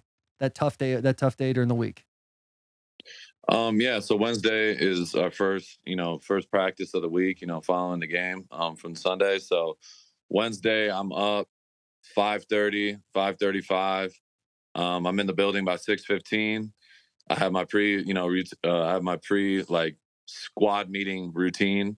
So squad's at 8:00. I'm there, hour 45 before. Eat breakfast, get in the tub, stretch out, and then by 8:00 I'm in meetings. We go, leading up to practice, a few hours of meetings, 2-3 hours, and then I go get stretched out by our guy Alex Guerrero. He's the guy who worked with Brady, Ray Lewis, all those guys. He gets my body right, nice and limber for 15 minutes before. Then I go, get taped up, do my deal. Then I go out in the field. I'm usually out there about 30 minutes before practice. I roll out, I get my body ready. Then I do my get-offs. I have a nice routine. I hit the bags, get my hands right, get my feet right. When I'm doing this, it's me and like one other guy that are out there, and nobody's out in the field. But I'm just preparing myself before practice. So, yep, practice goes through, boom, do our thing. And then after, I'm getting my body right. It's immediate recovery. I'm doing extra grip workouts after every lift. And it's just nonstop. Like I'm always trying to stay 10 steps ahead. And if you do that every single day, over time, you're just going to fucking run laps around people. And that's how I operate on a daily basis. And that's how I operate all year round. Like is literally just doing more than everybody every single day. You don't have to do a million things more than everybody every day. But if you're doing consistently more than everybody and getting up and challenging yourself on a daily basis, you're just going to continue to, give yourself longevity and be able to do what I'm doing. Like people are confused how I'm playing 100% of the snaps, but I'm not confused. I tell y'all, like, I'm not going to sit here and bullshit and be like, yeah, I'm the hardest working guy, but I'm bullshitting half the time. Like I talk about it confidently and talk about it publicly because that's what I do every single day, bro. And I want to be the greatest. Like that's literally why I do this. And it's got to be every single day. I say consistency is the number one most important thing. And just finding that 1% you can improve on every single day. And just trying to outdo myself on a daily basis is, what got me to this point. And I feel like it's going to continue, propelling my career. Dog, you are a walking the fuck up, motivational video. It fires me up. Fires me up to watch you work, dude. And everything you've overcome, it's amazing. We appreciate you coming on the show. Yeah, man. Happy to know you, brother. And if you guys, everybody listening right now, Raider Nation, whoever, new, old, whatever, if you want Maxx Crosby's initial reaction after every game, go on to YouTube, type in The Rush with Maxx Crosby. It's on all podcast platforms, I assume. And you can listen to the boy, within 24 hours? When do they release? Yeah, we release every Tuesday morning, 6 a.m. on the West Coast, 6 a.m. on the West Coast, 9 a.m. on the East Coast. So, yeah, we're out every single platform, YouTube, iHeart, Apple, Spotify, the whole nine. We're on Instagram, TikTok, all that as well. So, yeah, just keep tuning in, bro. We're gonna do it every single week, and keep it coming. Hey, you guys do really crush it. When all that stuff was going down with McDaniels, I was thinking to myself, like, I was gonna shoot you a text and be like, hey, this should be something that you probably hit on as soon as possible. And literally, it was coming out, and you were already doing it. So keep doing your thing, bro. Like you're a stud. I really am. I'm happy to know you. I appreciate you. I love you guys, man. I'll Love talk to you you too, guys brother. soon. Love you too. Yeah. Peace. Dog, he's a man. He is. He's a big man. That dude's just a top-notch individual. Yeah. He really gets it. He really truly gets it. You can just tell he just works extremely hard. And it's cool, like he does confidently talk about it. Mhm. And it's like he does do it. Like I've seen it, I know it, and everybody else who talks about him says, yes, that's him. So there's no, like, when he is talking about it confidently, it's understood. Yeah, it's understood, and it's like it's easy to wake up at 5:30 a.m. 1 day a week, 2 days a week, Yeah. but to do it every day, in and out, consistently, like, And to do all that monotonous work, like you know how it is, bro. dog. Like especially when you get into these months. If Right you- now, if you're still, week yeah, 10, right. you don't see the light at the end of the tunnel. Yeah. And still to get up at 5:30, still to get tape, still got to do this because this is when, all that I'm gonna do X, Y, and Z before the year starts. Mhm. That starts to dwindle, and you really just have to rely on what you've done on a day-to-day basis and continuing to do that, and just telling yourself this is going to be worth it. Right. Sometimes you're like, you play 100% of snaps and you're like, oh, I'm going to treat myself to this, treat myself to that. I'm playing a lot. I'm running a lot. My volume's up. I feel good. You start just doing different stuff, or you get away from doing those things that you were doing literally every day in the off season and at the beginning of the season. But your body feels so much different when you're in season that sometimes you can be somebody who stops doing some of those things that you were doing in the beginning. And Maxx is just, man, it's 24/7, 365 for that man. It's hard to not make excuses. It's Yeah. when you get to this point of the year, it's so hard not to tell yourself, hey, you're doing fine. Go ahead. It's amazing. I have so much respect for him. Yeah. You really, like you said it a couple times, like, I'm happy to know you. Yeah. And that is the perfect way to phrase it if you know Maxx Crosby. Yeah. Yeah. Because he's having all this success. I think it's easier to root for him now. But it's like we've seen it over time, and it's cool that he's reaping what he's sowed. Yeah. And I think it's cool too how much we've spent multiple conversations about you talking to Maxx about he's been wanting to do a podcast for a while. Dude, he was I'm not joking, he was the first guy in the NFL, because I didn't know who Maxx was. I mean, he was a 5th round pick that year. So when I went into Oakland, I didn't really know anybody. I just knew whoever the players were. It's like Right. Richie Incognito. Yeah, I kind of knew of Josh Jacobs, but not really. You know what I mean? Yeah. Derek Carr, you know that he's the quarterback there. But yeah, this, redheaded cat that's like fired up about, oh, this dude's a superstar. This dude busting with the boys. Like, he's a podcast guy. This is what, 3 years ago, 4 years ago? Yeah. This is, Literally yeah. just When was started. that? 2019? Yeah. Yeah. Your guys' run Yeah, was 19. Yeah. It was 19. That's Yeah, 2019. And he's like, yo, I watch your guys' stuff all the time. And I'm thinking to myself, that was where I felt more comfortable in the environment of Oakland, because there's a player that people know. you're like walking in vulnerable thinking, man, if people like clown me or something like that, like this is a new locker room, a new group of guys. But Maxx was like all about it. He was the first NFL player to like openly talk about, busting with the boys is awesome. And now he's doing his thing. Question for you. When we were in the beginning of this podcast, all the doubt and insecurities that we had, was that a defining moment for you being like, oh, we're going to be all right? Or did you already feel successful? No, I felt successful. Like I knew it's like one of those things where you feel nervous, right? Or you feel vulnerable or insecure a little bit and things like that. But you just know ultimately, like, this is the gray area rough patch that everybody goes through, like when they're trying to make it somewhere. There's always that doubt. It's like the first time I went to, when you play in Bonne Terre, Missouri, and then you go to a national camp, like a Nike camp, and you're low-key nervous being around a lot of black dudes that you're not used to being around that are good football players. Like, this is the psyche that goes on in your mind as a kid, right? Right. And then when you play well, you start like, or somebody calls you the White Hope or something like that, you just you gain a little bit more confidence. It was like one of those things to where you're kind of coming in, you're like, you have this fun, why you're doing what you're doing, but not everybody else knows why. So then when that's kind of open for interpretation and a group can kind of get at you for it or chirp you about it, like that kind of opens you up a little bit, like, damn, I got to weather the storm until, you can kind of whether get out of there, get back to what you know. But that was like, oh, peers, NFL guys tune in and watch. So that was really cool. That's awesome. You brought up a thing too, is like, hey, you go to a Nike camp, there's black guys, and it makes you uncomfortable. Like, you first hear that phrase, you're like, okay, well, will.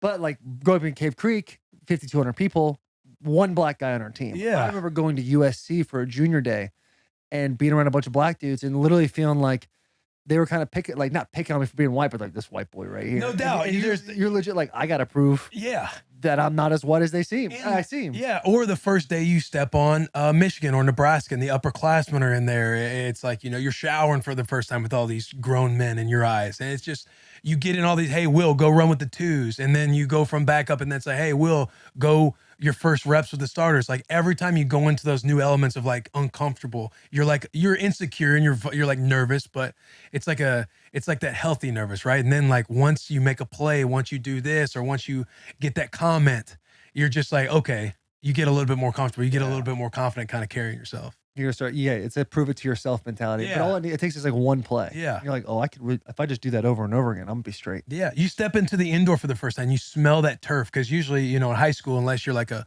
school that can have a turf field all the time, like you're smelling that turf for the first time. You're just like, man, they get after it out here. And then they're like, hey, Taylor, get in there. And you're nervous. Yeah. Not that First anything too, like your first practice at Nebraska or Michigan, your first set of one-on-ones before team, indie drill, you're kind of just following the older guys and being like, I don't know what the fuck to do. And everyone just seems like they're so well oiled. And you're like, yo, I have no idea what the fuck is going on. Yeah. How do these guys know what to do when? Then you hit one-on-one. For me, it was always one-on-ones. Like as I got older, I was like, I have to win all my one-on-ones. But in the beginning, it's like, yo, I got to go against Brandon Graham right now. Yeah. He's going to be a first-round pick. I'm 254 pounds. Yeah. And you're just like, hey, throw him in there. And you're like, fuck. I know when you're, Yeah. Yeah, And bro. you're You're either sink or swim. sink or swim, bro. Yes. It's with all of it. First date, them throwing me in, trying to evade the soul train. Yeah. It's like those moments where you're just out there in that spotlight for a minute and you're kind of nervous because you're like, you don't know how it's going to unfold. Yeah.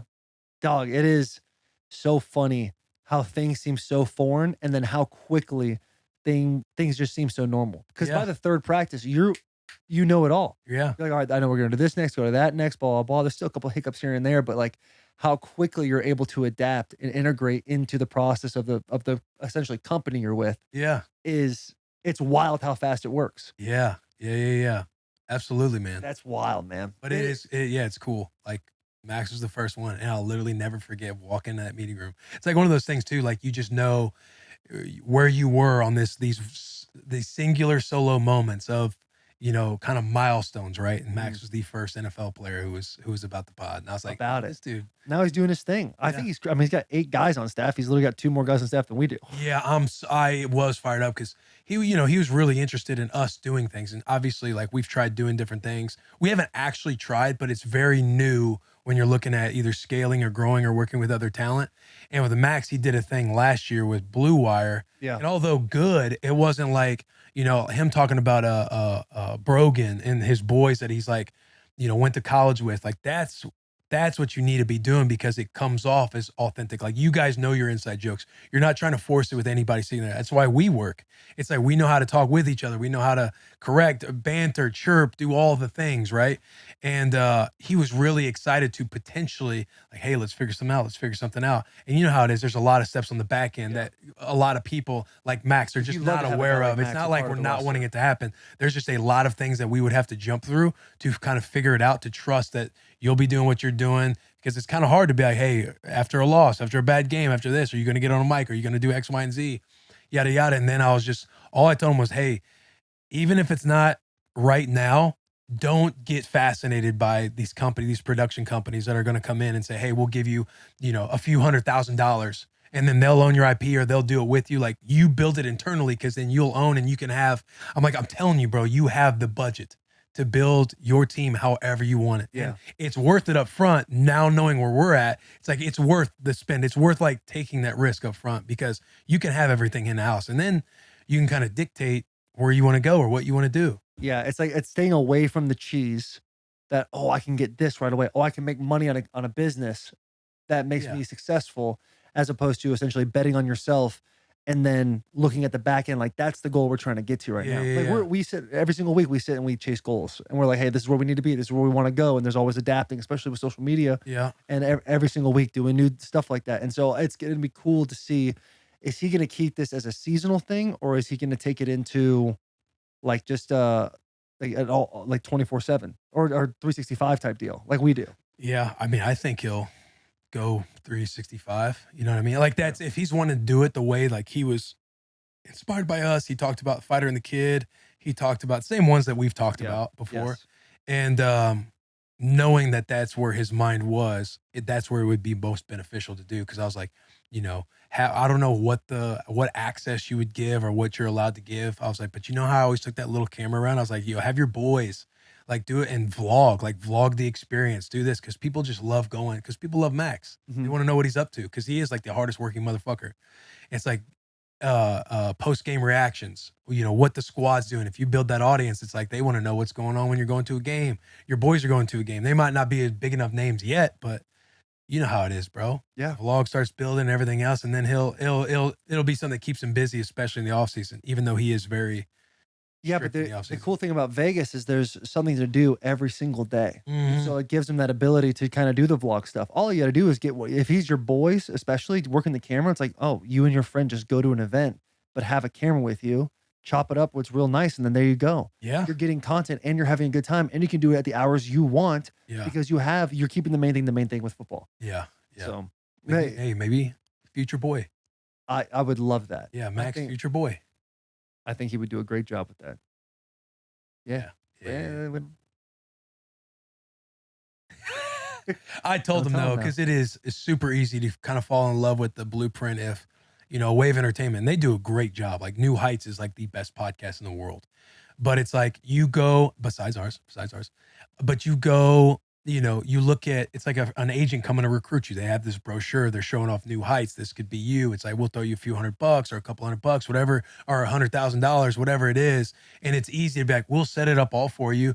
So that way you can focus on ball and yada, yada, yada, yada. And it kind of just speaks to you like, yeah, I need to keep the main thing. Let me focus on ball. But in Max's position, you have the pockets, he has the want to and the drive to want to do it. Like he's always been super curious about it. So it's like, bro, literally you spend your own coin and figure it out along the way, because you'll learn more even on your missteps and everything else. You'll learn more about it doing it that way, even if it's slower versus like being on a big platform right away, because all you're going to do is get in front of a mic, and then he'd probably want to pitch them Brogan or some of his boys. They might say, nah, we don't really know them or anything like that, but he's doing it the right way. And a positive to not going with, obviously Wave is great, and I'm not taking anything away from them, but a positive to maybe not getting so many eyes at first.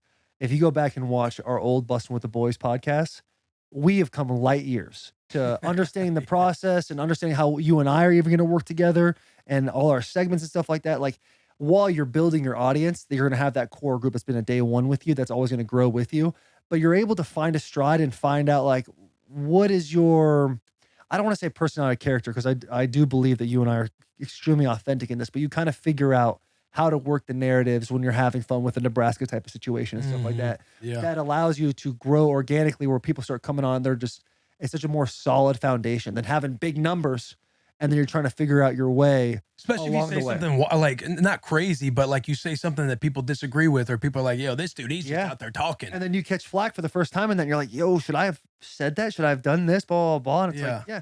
But then you start to realize like the media market is 24 hours. Like or the news is 24 hours. So literally you can say whatever the fuck you want, as long as you're not dropping like, big time shit. Yeah. Right. Yeah. The obviously cardinal sins of don't say this, don't say that. But of like, you can have a stupid take, a horrible take. 24 hours, it's gone. Right. Because it's not like, even though you have audience, they're not like that organic crowd that started with you. You know what I mean? People are going to tune in because they're fans of you. But if it's on this big platform and they're, finding you on Bleacher Report, these are people who read and do everything Bleacher Report. Right. You know what I mean? And that's the tough part. Like, I can't imagine how like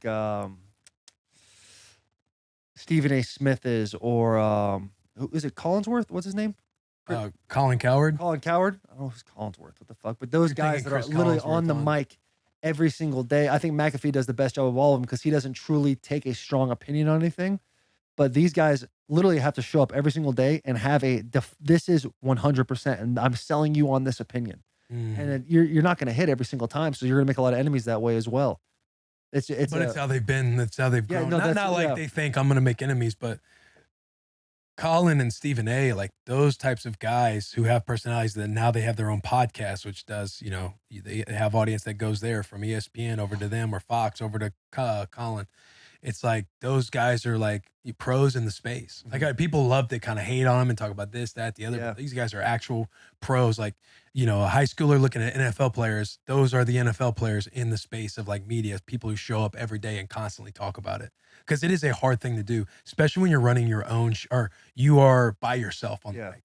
One guy that I think has done it really well is Shannon Sharp. Yeah. He just seems like he is crushing the game. Yeah. Crushing it, understands the process you day in and day out. That's a good way of thinking about it. Yeah. I think about it as like, man, every day having to show up and have a strong opinion on something that's got to be tough. But you're right. It's just being a pro in that space. Yeah. They're truly trying to figure out what their opinion is on it. And they definitely fluff here and there, but it's like they research why their opinion is what it is. So that way, you know, if you do get in a debate or anything else, they're able to go layers in on why they think that way. Yeah. But yeah, Shannon crushes it, man. And from what I've heard, he's a very hard worker. I mean, this dude was a 3-time Pro Bowler. He's a Hall of Famer, or not 3-time Super Bowl champion, 8-time Pro Bowler, Hall of Famer, like, you know, and is known as one of the hardest workers in the media space. And then you got McAfee, who's built his monster, his empire and now he's with the ESPN and everything else. But yeah, man, it's all fun. It's all fascinating. Yeah. What's fun about all this is like, it literally takes a camera and a microphone and everybody can do this. Yeah. And it's just about staying consistent and finding your core group, no matter how big or how small. It's just finding your core group of ride or dies, like the tier ones that show up on the bus every single day. That's the shit. Yeah. And pushing through that fray, pushing through that gray area of the insecurities, the vulnerabilities, and some periods last longer than others. Some are, you know, whether it's you want to use the word privilege or have a better starting line than other people. There's still going to be those levels of gray that you have to, like, you know, push through and see it through, especially if you desire it. It's almost, without getting into too much of the just TED Talks and we can easily get into you mentioned him earlier, but the Rob Dyrdek rabbit holes. Like, there's so many things that we could layer on here, but I know this pod, we're probably sitting at 3 hours right now. And we still got Christian McCaffrey coming on. Yeah. Do we have any more ad reads? Shake Shack with McCaffrey. Yeah, man. And for those of you who do want to start a show, there's so much information, or just be successful in anything. We have the internet now where truly like all these successful people are giving you the blueprint to be great. So it's really on you at this point what you want to do. The resources are in abundance right now, especially digitally. Well, let's take a break and then we'll get to Christian McCaffrey right after this. Yeah. Yeah. All right. Hope you boys are enjoying yourself, man. This is